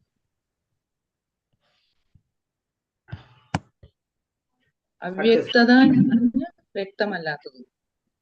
രേഷ്മ എന്താ മാതാജി പറഞ്ഞത്? മനസ്സിലായില്ലേ? അവ്യക്തത വ്യക്തമല്ലാത്തത്. വ്യക്തത എന്ന് പറഞ്ഞാൽ വ്യക്തമല്ലാത്തത്. ഓക്കെ. പിന്നെ അടുത്തത് നമുക്ക് 8 തൊട്ട് 11 വരെയുള്ള ശ്ലോകങ്ങളാണ്. ഇത് ജ്ഞാനത്തെ പറ്റി പറഞ്ഞാണ്. അമാനിത്തമദം വിപ്ത അഹിംസ ശാന്തിരാജവം ആചാരുപാസനം സൗജം സ്ഥൈര്യമാത്മവിനിഗ്രഹ ഇന്ദ്രിയാർദ്ദേഷു വൈരാഗ്യ മനഹങ്കാര ഏവ ച ജന്മ മൃത്യുജരാ വ്യാധി ദുഃഖദോഷാനുദർശനം ആസക്തിരനവിശ്വാംഗ പുത്രാദ്രാരഗൃഹാദിഷു നിത്യം ച സമചിത്തതം ഇഷ്ടാനിഷ്ടാവ പ്രവൃത്തിഷു മയം ചാനേന യോഗേന ഭക്തിരവിചാരണി വിവക്തദേശസേവിദ്ദ മരത്തിർജന സംസദി അധ്യാത്മജ്ഞാന നിത്യത്വം തത്വജ്ഞാനാർത്ഥദർശനം ഏതജ്ഞാനമിത പ്രോക്തം അജ്ഞാനം യതോ അന്യതാം. ഇതിൽ പറഞ്ഞ നമ്മൾ ഭഗവാൻ പറഞ്ഞില്ലേ, ഞാനെന്ന് പറഞ്ഞില്ലേ. അപ്പൊ അതിനെപ്പറ്റി ഒന്നും കൂടി വിശദീകരിക്കുന്ന ശ്ലോകമാണ്. വിനയം, ഗർവില്ലായ്മ, അഹിംസ, ക്ഷമ, ലാളിത്യം, ഒരു യഥാർത്ഥ ആത്മീയ ഗുരുവിനെ സമീപിക്കൽ, ശുചിത്വം, സ്ഥൈര്യം, ആത്മസംയമനം, ഇന്ദ്രിയ വിഷയങ്ങളെ അനാസക്തി, മിഥ്യാഹങ്കാരങ്ങളില്ലായ്മ, ജനന മരണങ്ങൾ, വാർദ്ധക്യം, രോഗം എന്നീ പരിമാണങ്ങളുടെ ദുഃഖാത്മതയെക്കുറിച്ചുള്ള ബോധം, വൈരാഗ്യം, മകൾ, ഭാര്യ, ഗൃഹം മുതലായവയിൽ നിന്നുള്ള മുക്തി, സുഖദുഃഖങ്ങളിൽ അക്ഷോഭ്യത എന്നിവയിൽ സ്ഥിരവും നിഷ്കളങ്കവുമായ ഭക്തി, ഏകാന്ത സ്ഥലത്ത് ജീവിക്കാനുള്ള ആഗ്രഹം, ആൾക്കൂട്ടത്തിൽ നിന്ന് വേറിട്ട് നിൽക്കൽ, ആത്മസാക്ഷാത്കാരത്തിന്റെ പ്രാധാന്യമറിയൽ, തത്വചിന്തയിലൂടെ നിരപേക്ഷത്തെക്കുറിച്ച് അന്വേഷിക്കാൻ എന്നിവയെല്ലാം ജ്ഞാനമാണെന്നും ഇവയില്ലാത്തുള്ളവ എല്ലാതും അജ്ഞാനമാണെന്നും ഞാൻ പ്രഖ്യാപിക്കുന്നു. അപ്പൊ ജ്ഞാനം, അജ്ഞാനം അതിനെപ്പറ്റി ഒന്നും ഭഗവാൻ പറഞ്ഞു തരാണ്. കാരണം സിമ്പിൾ ആയിട്ട് പറഞ്ഞു കഴിഞ്ഞാൽ ഭക്തി അല്ലെങ്കിൽ ആത്മീയ അന്വേഷണം എന്ന് പറയുമ്പോഴോ നമ്മൾ ജ്ഞാനത്തിലേക്ക് കടക്കും. അതല്ലാത്തതൊക്കെ എന്തൊക്കെയുണ്ടോ അജ്ഞാനമാണ്. പിന്നെ എല്ലാ കാര്യങ്ങളും നമ്മൾ ചെയ്യുന്ന ഭൗതികമായിട്ടുള്ള കാര്യങ്ങൾക്ക് വേണ്ടിയാണ്. അപ്പൊ ഇങ്ങനെ ഗുണങ്ങൾ ഒരു ഭക്തിയിലേക്ക് കടക്കുമ്പോൾ അല്ലെങ്കിൽ ഒരു എന്താ പറയാ ജ്ഞാനത്തിലേക്കോ അല്ലെങ്കിൽ ആത്മീയതയിലേക്കോ ഒക്കെ കടക്കുമ്പോൾ നമുക്ക് ഇങ്ങനത്തെ ഗുണങ്ങൾ വന്നിരിക്കും. ചുരുക്കി പറഞ്ഞു കഴിഞ്ഞാൽ നമ്മള് രജോ തമോ ഗുണത്തിൽ നിന്ന് സാത്യ ഗുണത്തിലേക്ക് നമ്മൾ കടക്കും. അപ്പൊ സാത്യ ഗുണത്തിലേക്ക് കടന്നു കഴിഞ്ഞാൽ നമ്മൾ പരിശുദ്ധി ആർജിക്കുള്ളൂ. പരിശുദ്ധിയിൽ എത്തിക്കഴിഞ്ഞാലോ നമ്മൾ ഭഗവാനെ പ്രാപിക്കാൻ പറ്റുള്ളൂ. പിന്നെ ഉള്ള നമ്മൾ ട്രൈ ആണ് എല്ലാതും ചെയ്യുന്നത്.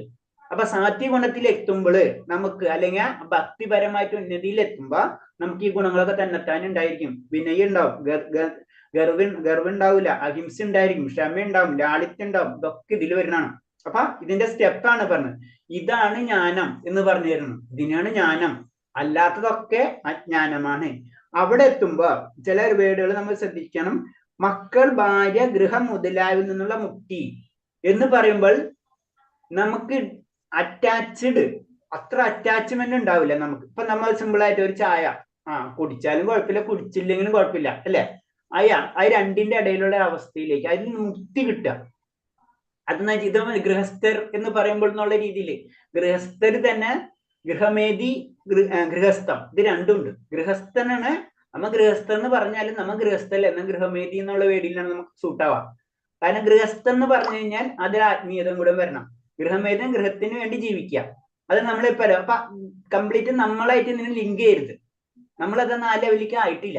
അപ്പൊ ഇതിൽ നമ്മൾ പറയുമ്പോ എന്താണ് സുഖദുഃഖങ്ങൾ, അത് മക്കൾ, ഭാര്യ, ഗൃഹം, ഇതൊക്കെ അറ്റാച്ച്മെന്റ്. ഇതൊക്കെ നമ്മൾ പതുക്കെ പോകും നമ്മളേക്കൊന്നും ആ അവസ്ഥയിലേക്ക് എത്തുമ്പോ. അതിനൊന്നും ഒരു ദിവസം കൊണ്ട് അന്ന് ശരി നാളെ തൊട്ട് ഞാൻ കാശിയിൽ പോയിരിക്കാന്ന് പറഞ്ഞ അതല്ല രീതി. അതിൽ നിന്ന് നമ്മള് അത് ഡിറ്റാച്ച്ഡ് ആവില്ല. അവിടെ ഇരുന്നിട്ട് ഇത് തന്നെയാണ് ചിന്തിക്കുക. ഇതൊക്കെ പതുക്കെ വരണം. പക്ഷെ ഒരു ജ്ഞാനം എന്ന് പറഞ്ഞതാണ് ഇതാണ് ഭഗവാൻ പറഞ്ഞു തരുന്നത്. 2 ഇങ്ങനെ വരുമ്പോൾ നമ്മൾ ഏകാന്ത സ്ഥലത്ത് ജീവിക്കാനുള്ള ആഗ്രഹം, ഇതൊക്കെ നമ്മൾ ആത്മീയ തലത്തിലേക്ക് ആത്മീയം ആഗ്രഹിക്കുന്ന വ്യക്തികൾക്കുണ്ടാണ് പ്രത്യേകത എന്ന് പറയുന്നത്. അവൻ ഏകാന്തതയിലേക്ക് ഇഷ്ടപ്പെടും. 2 ആൾക്കൂട്ടത്തിൽ നിന്ന് വേറിട്ട് നിൽക്കാം. കാരണം തന്നെ ആൾക്കൂട്ടം എന്ന് പറഞ്ഞാൽ നമുക്ക് ഭൗതികമായ ചിന്തകൾ മാത്രമുള്ളവരായിരിക്കും, അല്ലെ? അവർക്ക് എല്ലാവർക്കും ഇത് ഇന്നല്ലെങ്കിൽ നാളെ എന്തിനോ വേണ്ടി പായുന്നവരാണ്. അപ്പൊ അവിടെ നിന്ന് മാറി നിൽക്കാൻ ശ്രമിക്കും. പിന്നെ ആത്മീയ സാക്ഷാത്കാരം എന്താണ്, അതിന്റെ പ്രാധാന്യം അറിയാൻ ആഗ്രഹിക്കും. തത്വചിന്തയുടെ നിരപേക്ഷത്വത്തെ കുറിച്ച് അന്വേഷിക്കും. ഈ അന്വേഷണം കാര്യങ്ങളൊക്കെ ആർക്കെങ്കിലും ഉണ്ടാവും, ജ്ഞാനം അറിയുന്നവനുണ്ടാവും. ആ വ്യക്തിനാണ് ജ്ഞാനി എന്ന് പറയുന്നത്. അപ്പൊ ജ്ഞാനയോഗത്തിന്റെ സ്റ്റാർട്ടിംഗ് ആണ്. ആ വ്യക്തിനെയാണ് ജ്ഞാനി എന്ന് പറഞ്ഞു തരുന്നത്. അല്ലാത്തൊക്കെ അജ്ഞാനമാണെന്ന് പറഞ്ഞു തരുന്നത്. അപ്പൊ 24 മൂലങ്ങളാൽ നിർമ്മിക്കപ്പെട്ട ശരീരത്തിൽ കുടുങ്ങിപ്പോയ ജീവാത്മാവ് ഇപ്പറഞ്ഞ ജ്ഞാനപ്രക്രിയ മോചനമാർഗമാണ്. നമ്മൾ ഈ ആത്മാവ് ഈ 24 മൂലകത്തിന്റെ ഉള്ളിലുള്ള ഈ പറയുന്നത് ഈ ജയിലിൽ കിടക്കാണ്. അതിന്റെ മോചന മാർഗമാണ് 24 കാര്യങ്ങളിൽ കൂടി നമുക്ക് ഈ ഇതാണ് മോചനം. ഇതിൽ നിന്ന് പതുക്കെ നമുക്ക് കയറി ഇറങ്ങണം. നമുക്ക് ഒറ്റയടിക്ക് ജയിലിൽ നിന്ന് ഇറങ്ങി പോരാൻ പറ്റില്ല, അല്ലെ? എന്നിട്ട് പറഞ്ഞ പല സ്റ്റെപ്പുകളിൽ കൂടി നമ്മൾ ഇറങ്ങിപ്പോരണം. അതിനെന്താ ചെയ്യേണ്ടത്? ഭക്തിപൂർവ്വം സേവനം അനുഷ്ഠിക്കുന്നവർക്കും അല്ല, അതിനെന്താണ് ഒരു ആചാര്യന്റെ അംഗീകരിക്കലത്ര അധ്യാത്മ ജീവിതത്തിന്റെ ആരംഭം, അല്ലെ? നമ്മൾ എന്തെങ്കിലും പഠിക്കണമെങ്കിൽ ഒരു ടീച്ചറെ കണ്ടെത്തുക, അല്ലെ? ഒരു മാത്സ് പഠിക്കണോ, സയൻസ് പഠിക്കണോ, ഏത് കോഴ്സ് പഠിക്കണമെങ്കിൽ അതേപോലെ തന്നെ നമ്മൾ ഒരു ആചാര്യനെ സമീപിക്കണം. ഇപ്പൊ നമ്മളെ രീതിയിൽ നമ്മൾ ആചാര്യനെ സമീപിച്ച് കഴിഞ്ഞു, നമ്മൾ തെറ്റ് ചെയ്യുന്നില്ല. കാരണം എന്താണ്, നമ്മൾ എന്താണ് ഒരു ആചാര്യനിൽ നിന്നുള്ള ഒരു ശിക്ഷണം നമുക്ക് കിട്ടുന്നുണ്ട്. നമ്മൾ വായിക്കണം പഠിക്കണം അതാണ്, അല്ലെ? പ്രഭാസ്വാമി ശരിക്കും നമ്മള് ജനറൽ ആയിട്ട് പറഞ്ഞ ആത്മീയ ഗുരു മാത്രമല്ല ശിക്ഷാഗുരും കൂടിയാണ്. കാരണം നമുക്ക് എല്ലാ കാര്യങ്ങളും നമുക്ക് പറഞ്ഞു തരുന്നുണ്ട്. അപ്പൊ അത് വളരെ ആവശ്യമാണ്. നമ്മൾ എന്താണ് ഇതിലേക്ക് കടക്കുമ്പോ.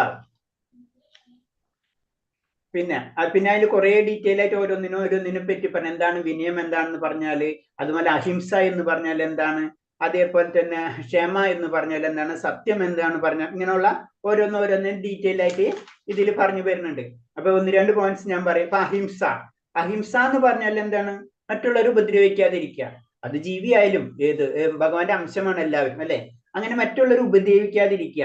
പിന്നെ എന്താണ് ക്ഷമ എന്ന് പറയുമ്പോൾ എന്താണ്, മറ്റുള്ളവർ പുച്ഛിക്കുന്നതും അപമാനിക്കുന്നതും എല്ലാം പൊറുക്കാൻ പരിശീലിക്കണം. ഇത് ശരിക്കും മെറ്റീരിയൽ ലൈഫിലും അങ്ങനത്തെ ഒരു കാര്യങ്ങളൊക്കെ ഉണ്ട്. നമ്മളിങ്ങനെ തല്ലിക്കൊണ്ടിരിക്കും, എന്നിട്ട് ചോദിക്കും, നമ്മൾ പ്രതികരിക്കും. ലാസ്റ്റ് ഒരു 10 പ്രാവശ്യം നമ്മൾ ഒരാൾ തല്ലിക്കഴിഞ്ഞാൽ നമ്മൾ പ്രതികരിക്കും അല്ലെ. അവരെ ചില ജോബുകളിൽ അങ്ങനത്തെ ടെസ്റ്റ് ഒക്കെ ഉണ്ട്. അപ്പൊ പറഞ്ഞത് അതല്ല, അങ്ങനെ അതുപോലെ ആയിരിക്കണം നമ്മൾ ഉണ്ടാക്കിയെടുക്കാന്ന് പറഞ്ഞു.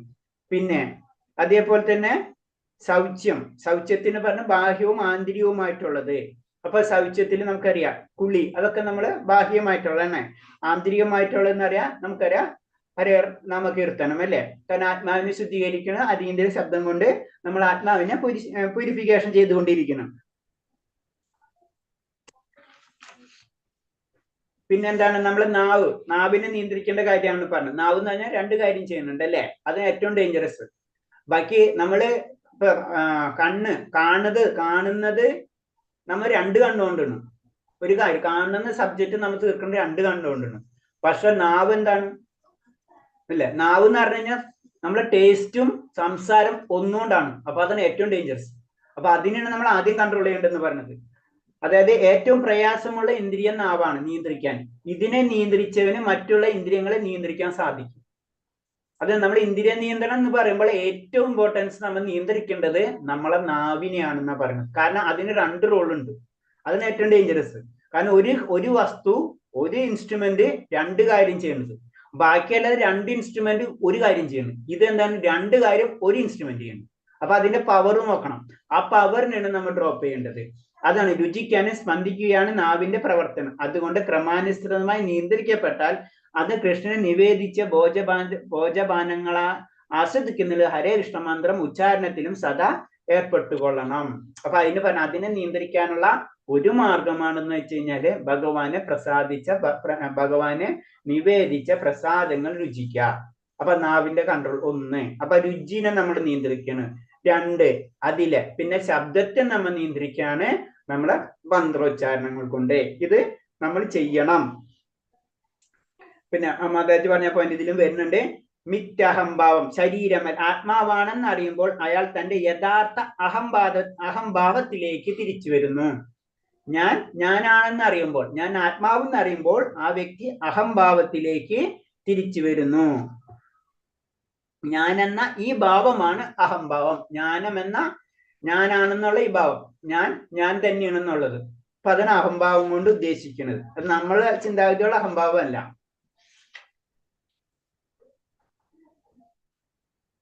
പിന്നെ ആത്മീയതയിലേക്ക് വരുമ്പോൾ പറയുന്ന പോയിന്റാണ് ആവശ്യമായി തോന്നാത്ത സഹവാസം വെടിഞ്ഞ്. ആവശ്യമായി തോന്നാത്ത സഹവാസം വെടിഞ്ഞ് ഏകാന്തതയിൽ ജീവിക്കാൻ തനിക്ക് എത്രമാത്രം താല്പര്യമുണ്ടെന്ന് ഭക്തൻ ഒരു ആത്മപരിശോധന നടത്തേണ്ടതാണ്. ഇതൊക്കെ ജനറൽ ആയിട്ടുള്ള പോയിന്റ്സുകളാണ്. ഇതൊന്നും നമുക്ക് പെട്ടെന്നൊന്നും പ്രാക്ടിക്കലാക്കാൻ പറ്റുന്ന കാര്യമല്ല. അതാണ് എപ്പോഴും പറയുന്നത് ഹരേർനാമ കേവല നസ്തേവ ഗതിരന്യത എന്ന് പറഞ്ഞതിന്റെ കാര്യം ഇതൊക്കെയാണ്. കാരണം ഇതൊക്കെ സംഗതി സത്യം ഇതാണെങ്കിൽ ഈ സത്യത്തിലെത്താ ആ മാർഗം വളരെ ബുദ്ധിമുട്ടാണ്, പ്രത്യേകിച്ച് കലിയുഗത്തിൽ. അപ്പൊ അത് കാരണം കൊണ്ടാണ് നമുക്ക് പ്രാക്ടിക്കൽ ആയിട്ടുള്ള കാര്യം, പ്രഭാസ്വാമി അതാണ് പ്രാക്ടിക്കൽ വേണം നമ്മൾ എന്തൊരു കാര്യം. കാരണം ഭൗതിക ലോകത്തിന്റെ പ്രത്യേകത അതാണ്. പ്രഭുജി ഹരേ കൃഷ്ണ. ഹരേ കൃഷ്ണ. ഒരു സംശയം ചോദിച്ചോട്ടെ. അത് നമ്മുടെ ജ്ഞാനത്തിലേക്കുള്ള വഴി എന്ന് പറഞ്ഞല്ലോ, അപ്പൊ അത് ഒരു ഗുരുവിനെ കണ്ടെത്തുക എന്നുള്ളതായിരിക്കും? ജ്ഞാനത്തിലേക്കുള്ള വഴി ഒരു ഗുരുവിനെ കണ്ടെത്താൻ അതല്ല. നമ്മളതിൽ ഗുരു സാധു, പിന്നെ എന്താണ് പറഞ്ഞ ഗുരു സാധു ശാസ്ത്ര, ഇത് 3 കാര്യങ്ങളാണ് നമ്മൾ ബേസിക് അല്ലേ. അപ്പൊ ജ്ഞാനം കിട്ടണമെങ്കിൽ ഒരു ഗുരുവിനും വേണം, ശാസ്ത്രവും വേണം, സാധുവും വേണം. നമുക്ക് ഗുരു സാധു ശാസ്ത്ര, ഇതാണ് ബേസിക് പ്രിൻസിപ്പിൾ ജ്ഞാനം കിട്ടാൻ വേണ്ടിയിട്ടുള്ളത്. അതിൽ ഏറ്റവും ഇമ്പോർട്ടൻസ് ജ്ഞാനത്തിന് വിഷയീഭവിക്കുന്ന ജ്ഞാനത്തിന് വിഷയീഭവിക്കുന്നത് എന്തിനെന്ന് അറിയാന്നുള്ളതാണ് ചോദിക്കുന്നത്. അപ്പൊ അതിന് എന്താ നമ്മൾ എഴുതുക എന്നുള്ള? ജ്ഞാനത്തിന് വിഷയീഭവിക്കുന്നത് എന്താണെന്നാണ് ചോദ്യം ചോദിച്ചതിൽ അവസാനത്തെ ചോദ്യം. ഏത് ചോദ്യം? അർജുനൻ ചോദിച്ചില്ലേ, പ്രകൃതി, പുരുഷൻ, ക്ഷേത്രം, ക്ഷേത്രജ്ഞൻ, ജ്ഞാനം, ജ്ഞാനത്തിന് വിഷയീഭവിക്കുന്നത്. അപ്പൊ ജ്ഞാനത്തിന് വിഷയീഭവിക്കുന്നത് ലാസ്റ്റ് ചോദ്യം എന്ന് പറഞ്ഞത് അല്ലേ? അതില് ഈ ആചാര്യനെ അതായിരിക്കോ? അല്ല, ജ്ഞാനത്തിന് വിഷയീഭവിക്കുന്നതിന് ജ്ഞാനത്തിന് കാരണം അതാണ് ഉദ്ദേശിക്കുന്നത്. ജ്ഞാനത്തിന് വിഷയീഭവിക്കുക എന്ന് പറയുമ്പോ തന്നെ എന്താണ്? ആ ജ്ഞാനത്തിനുള്ള കാരണം എന്താണ്? ഭഗവാൻ തന്നെ അല്ലെ? അത് മനസ്സിലാക്കണം. അതാണ് എല്ലാത്തിന്റെ ഒരു കാരണം വേണമല്ല. ഇപ്പൊ ഇതിൽ പറഞ്ഞത് ജ്ഞാനം എന്താണെന്ന് ഇപ്പൊ ഇതിൽ പറഞ്ഞു തരുന്നുണ്ട് നമുക്ക് അല്ലെ?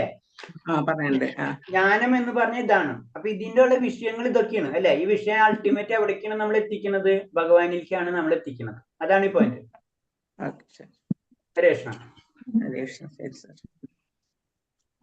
ഓം നമോ ഭഗവതേ വാസുദേവ ജയ ഗുരുദേവ്ക്ക് ജയ്. ഹരേ കൃഷ്ണ. അടുത്തത് 13ാമത്തെ ശ്ലോകം അല്ലേ? ഓക്കെ. ജ്ഞേയം യത്തത് പ്രവിശാമി യജ്ഞാത അമൃതസ്നുദേ അനാദിമത്പരം ബ്രഹ്മ ഉച്ചതേ. ഏതൊന്നിന്റെ അറിവ് സനാതനമായതിനെ ആസ്വദിക്കുന്നതിനുതകുമോ? ന്യായമായ അതിനെപ്പറ്റി ഞാൻ പറഞ്ഞു തരാം. അനാദിയും എന്നെ കുറിച്ചുള്ളതാണ് ബ്രഹ്മം. ഭൗതിക ലോകത്തിലെ കാര്യകാര്യങ്ങൾക്ക് അതീതമാണ്. അപ്പൊ ഇതിൽ ഇപ്പൊ പറഞ്ഞ പോയിന്റിലേക്ക് തന്നെ വന്നത് അല്ലെ? ഏതൊന്നിന്റെ അറിവ് സനാതനമായതിനെ ആസ്വദിക്കാൻ ഉതകുന്നുവോ? ന്യായമായ അതിനെപ്പറ്റി ഞാൻ പറഞ്ഞു തരാം. അതായത് എനിക്ക് പറ്റി ഭഗവാനെ പറ്റി ഞാൻ പറഞ്ഞു തരാം എന്നാണ് അത് പറയുന്നത്. അനാദിയും എന്നെ ആശ്രയിച്ചിട്ടുള്ളതുമാണ് ബ്രഹ്മം. ഭൗതിക ലോകത്തിലെ കാര്യകാര്യങ്ങൾക്ക് അതീതമാണ്. അപ്പൊ ഭഗവാൻ എന്ന് പറയുന്നത് ആനന്ദം എന്നും പറയില്ല, സച്ചിദാനന്ദ വിഗ്രഹ. ആ ആനന്ദം അതാണ് സബ്ജക്റ്റ്. അതിലേക്കാണ് നമ്മൾ എത്തേണ്ടത്. അതിന് ജ്ഞാനത്തിന് വിഷയീഭവിക്കുന്നത് ഏതാണ്? അതാണ് ഭഗവാൻ. അതാണ് ആനന്ദം. അതെന്ന് പറഞ്ഞതിന് എന്ന് പറഞ്ഞത് ഈ ഭൗതിക ലോകത്തിന്റെ കാര്യകാരണങ്ങൾക്ക്. നമുക്ക് ഭൗതിക ലോകത്തിന്റെ കാര്യകാരണങ്ങൾ എന്ന് പറയുമ്പോ നമ്മളെ ഭൗതികത്തിൽ ഒരു കാരണം ഉണ്ടെങ്കിൽ അതിന്റെ പിറകിൽ ഒരു കാരണം ഉണ്ടാവും അല്ലെ? അല്ലാണ്ട് നടക്കൂല അല്ലെ? ഒരാൾ വഴക്ക് പറഞ്ഞു കഴിഞ്ഞാൽ അയാൾ വെറുതെ ചൂടാവൂല അല്ലെ? എന്തെങ്കിലും ഒരു കാരണം ഉണ്ടാവും അല്ലെ അതിന്റെ പിറകില്. അപ്പൊ എന്തൊരു കാര്യത്തിന്റെ കാരണം കാണാൻ പറ്റും. ഈ കാരണങ്ങൾക്ക് അതീതമാണ് ഏത്? ഭഗവാൻ എന്ന് പറഞ്ഞു തരാണ്.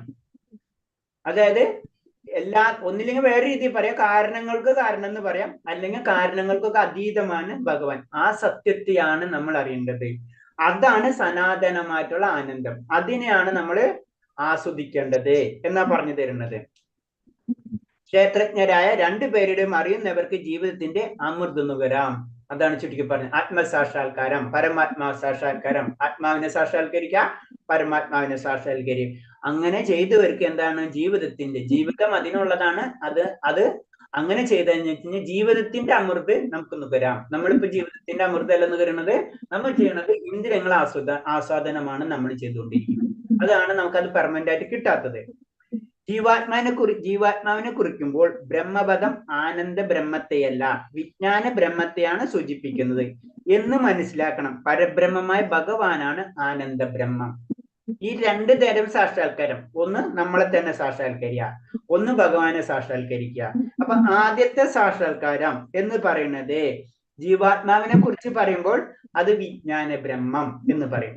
പക്ഷെ എന്നാൽ എന്താണ്? ഭഗവാന്റെ പറ്റി പറയുമ്പോൾ ഭഗവാൻ സാക്ഷാത്കാരം പരബ്രഹ്മ ഭഗവാനാണ് ആനന്ദ ബ്രഹ്മം. അത് ആനന്ദമാണ്, പരമാനന്ദം. ആ ആനന്ദ ബ്രഹ്മത്തെ സൂചിപ്പിക്കുന്നത് ഭഗവാൻ സാക്ഷാത്കാരത്തെയാണ്. നമ്മളെ സാക്ഷാത്കാരം അത് നമ്മളെ കണ്ടുപിടിക്കുന്നത്, അത് കഴിഞ്ഞിട്ട് ഭഗവാനെ കണ്ടുപിടിക്കും. അപ്പൊ ആദ്യത്തെ എന്ന് പറഞ്ഞു കഴിഞ്ഞാൽ ഇത് വിജ്ഞാനത്തെയാണ്. അത് വിജ്ഞാനമാണ്, നമ്മളെ തന്നെ അറിഞ്ഞിട്ടുള്ളൂ. മറ്റേത് എന്താണ്? അതിൽ നിന്ന് ആ പരമാനന്ദത്തിലേക്ക് നമ്മൾ കടക്കാണ് ചെയ്യുന്നത്. അതാണ് രണ്ടാണെന്ന് പറയുന്നത്.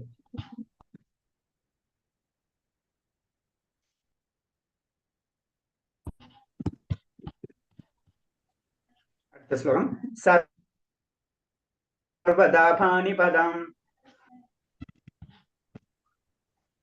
സർവദാപാണിപദം തത് സർവദോ അശിശിരോരോ സർവദോഷിരോ ശിശിരോമുഖം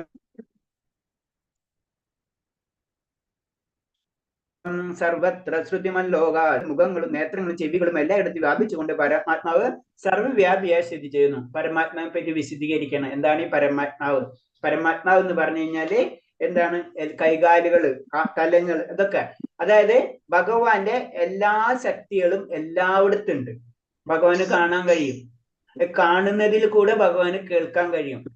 ഭഗവാൻ എല്ലാ സ്ഥലത്തുമുണ്ട്. അത് ഒരിടത്ത് ഉണ്ടെങ്കിലും ഭഗവാൻ എല്ലാ കാര്യങ്ങളും അറിയാൻ പറ്റും. അതാണ് നമ്മൾ അതിൽ നിന്ന് മനസ്സിലാക്കുന്നത്. അതാണ് കൈകാലുകളും തലകളും മുഖങ്ങളും നേത്രങ്ങളും ചെവികളും എല്ലായിടത്തും വ്യാപിച്ചുകൊണ്ട് പരമാത്മാവ് സർവ്വവ്യാപിയായി സ്ഥിതി ചെയ്യുന്നു. ഭഗവാൻ എല്ലായിടത്തും നിറഞ്ഞു നിൽക്കുന്നുണ്ട് എന്ന് പറഞ്ഞു തരാണ്. കാരണം ഭഗവാൻ എല്ലാതും കേൾക്കുന്നു, ഭഗവാൻ എല്ലാതും അറിയുന്നു, ഭഗവാൻ എല്ലാതും കാണുന്നു എന്നൊക്കെ പറഞ്ഞൊരു ഉദാഹരണം.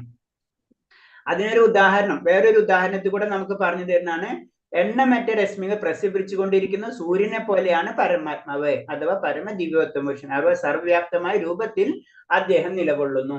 സൂര്യൻ നമുക്ക് ഇവിടെ നോക്കിയാലും കാണാം, എറണാകുളത്ത് നോക്കിയാലും കാണാം, തൃശ്ശൂരിൽ നോക്കിയാലും കാണാം, അല്ലെ? എല്ലായിടത്തും സൂര്യനെ കാണാം എന്ന് പറഞ്ഞ പോലെയാണ് പരമാത്മാവ് എല്ലായിടത്തും ഉണ്ട് എന്ന് പറഞ്ഞു തരാണ്. കാരണം ഭഗവാൻ ജീവാത്മാവിൽ നിന്ന് വ്യത്യസ്തമാണ്, നമ്മളിൽ നിന്ന് വ്യത്യസ്തമാണ് എന്ന് പറഞ്ഞ 2-3 പോയിന്റ്സുകൾ പറയാണ്.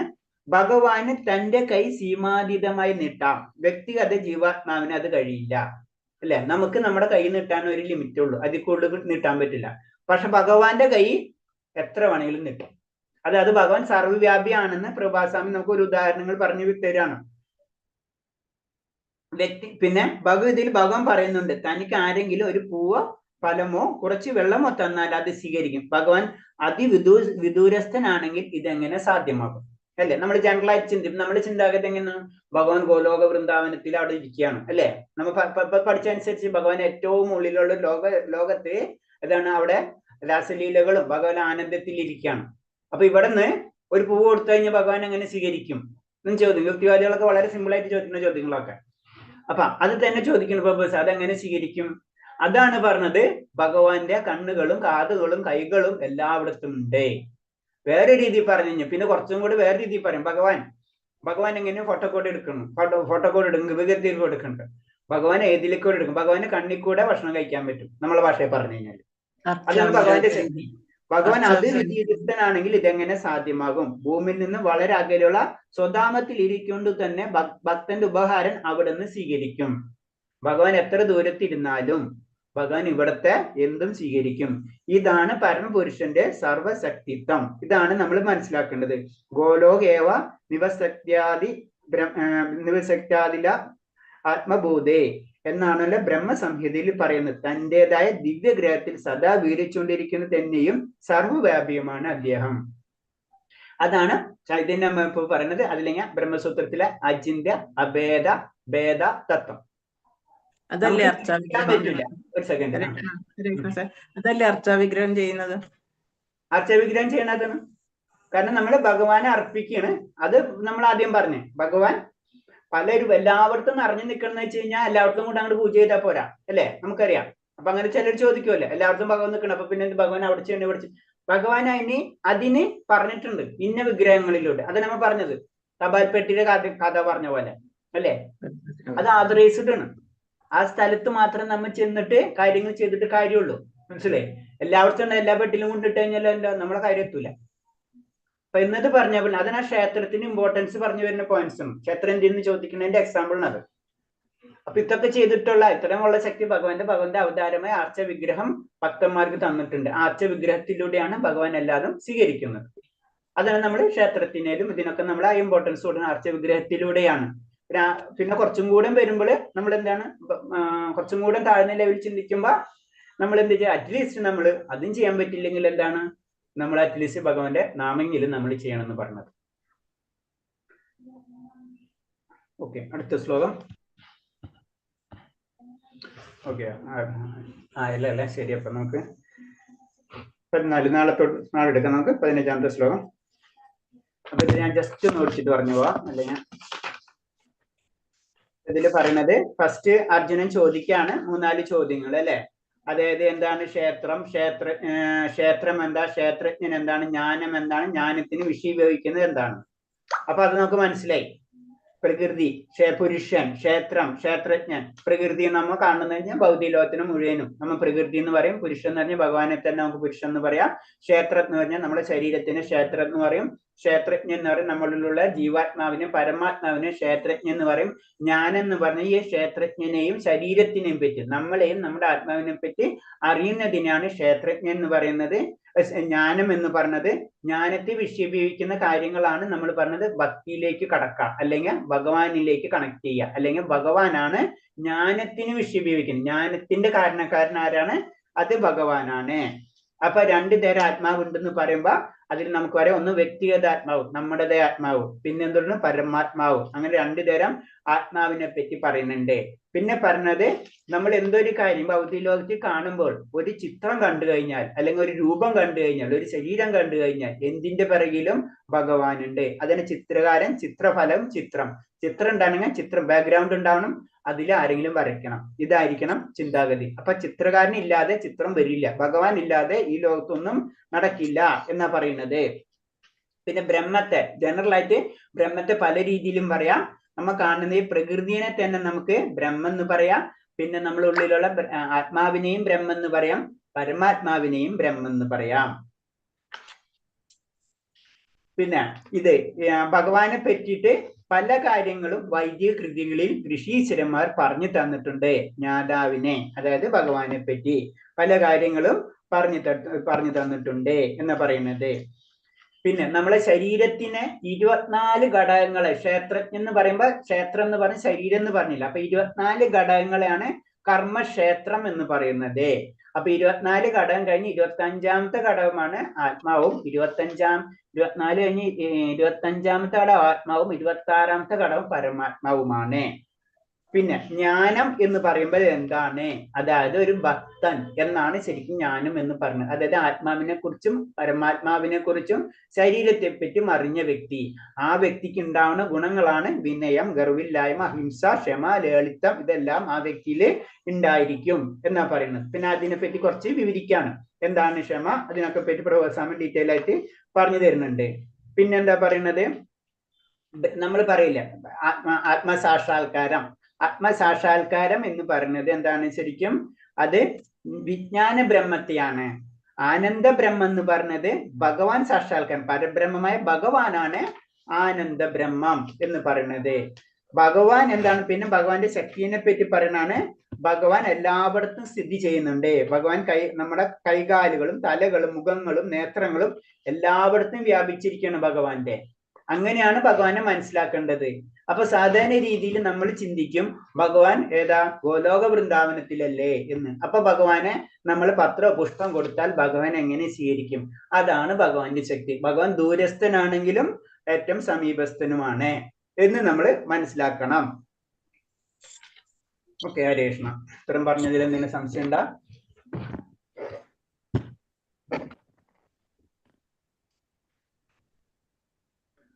ക്ലിയർ അല്ലേ? ഇത് ഭയങ്കര ഇൻട്രസ്റ്റിംഗ്. ഈ ചാപ്റ്ററോടൊട്ട് കുറച്ച് ഇൻട്രസ്റ്റിംഗ് ഉള്ള ചാപ്റ്റേഴ്സ് ആണ് അല്ലെ? തോന്നണില്ലേ? ഇത് കുറച്ചും കൂടെ ഇൻട്രസ്റ്റിംഗ് വരുന്നില്ലേ? ചില ചാപ്റ്റേഴ്സ് തോന്നിട്ടുള്ളതാണ് കേട്ടാ. ഇൻട്രസ്റ്റിംഗ് ആണ്. ഇൻട്രസ്റ്റിംഗ് അല്ലേ? പ്രഭുജി, അതായത് ശരീരം 24 ഘടകങ്ങൾ കൊണ്ടാണ് പറഞ്ഞത്. 25ാമത്തെ ഘടകം എന്ന് പറഞ്ഞിരുന്നല്ലോ. 26 പരമാത്മാവ്, 25 എന്താ പറഞ്ഞിരുന്നത്? ജീവാത്മാവ്.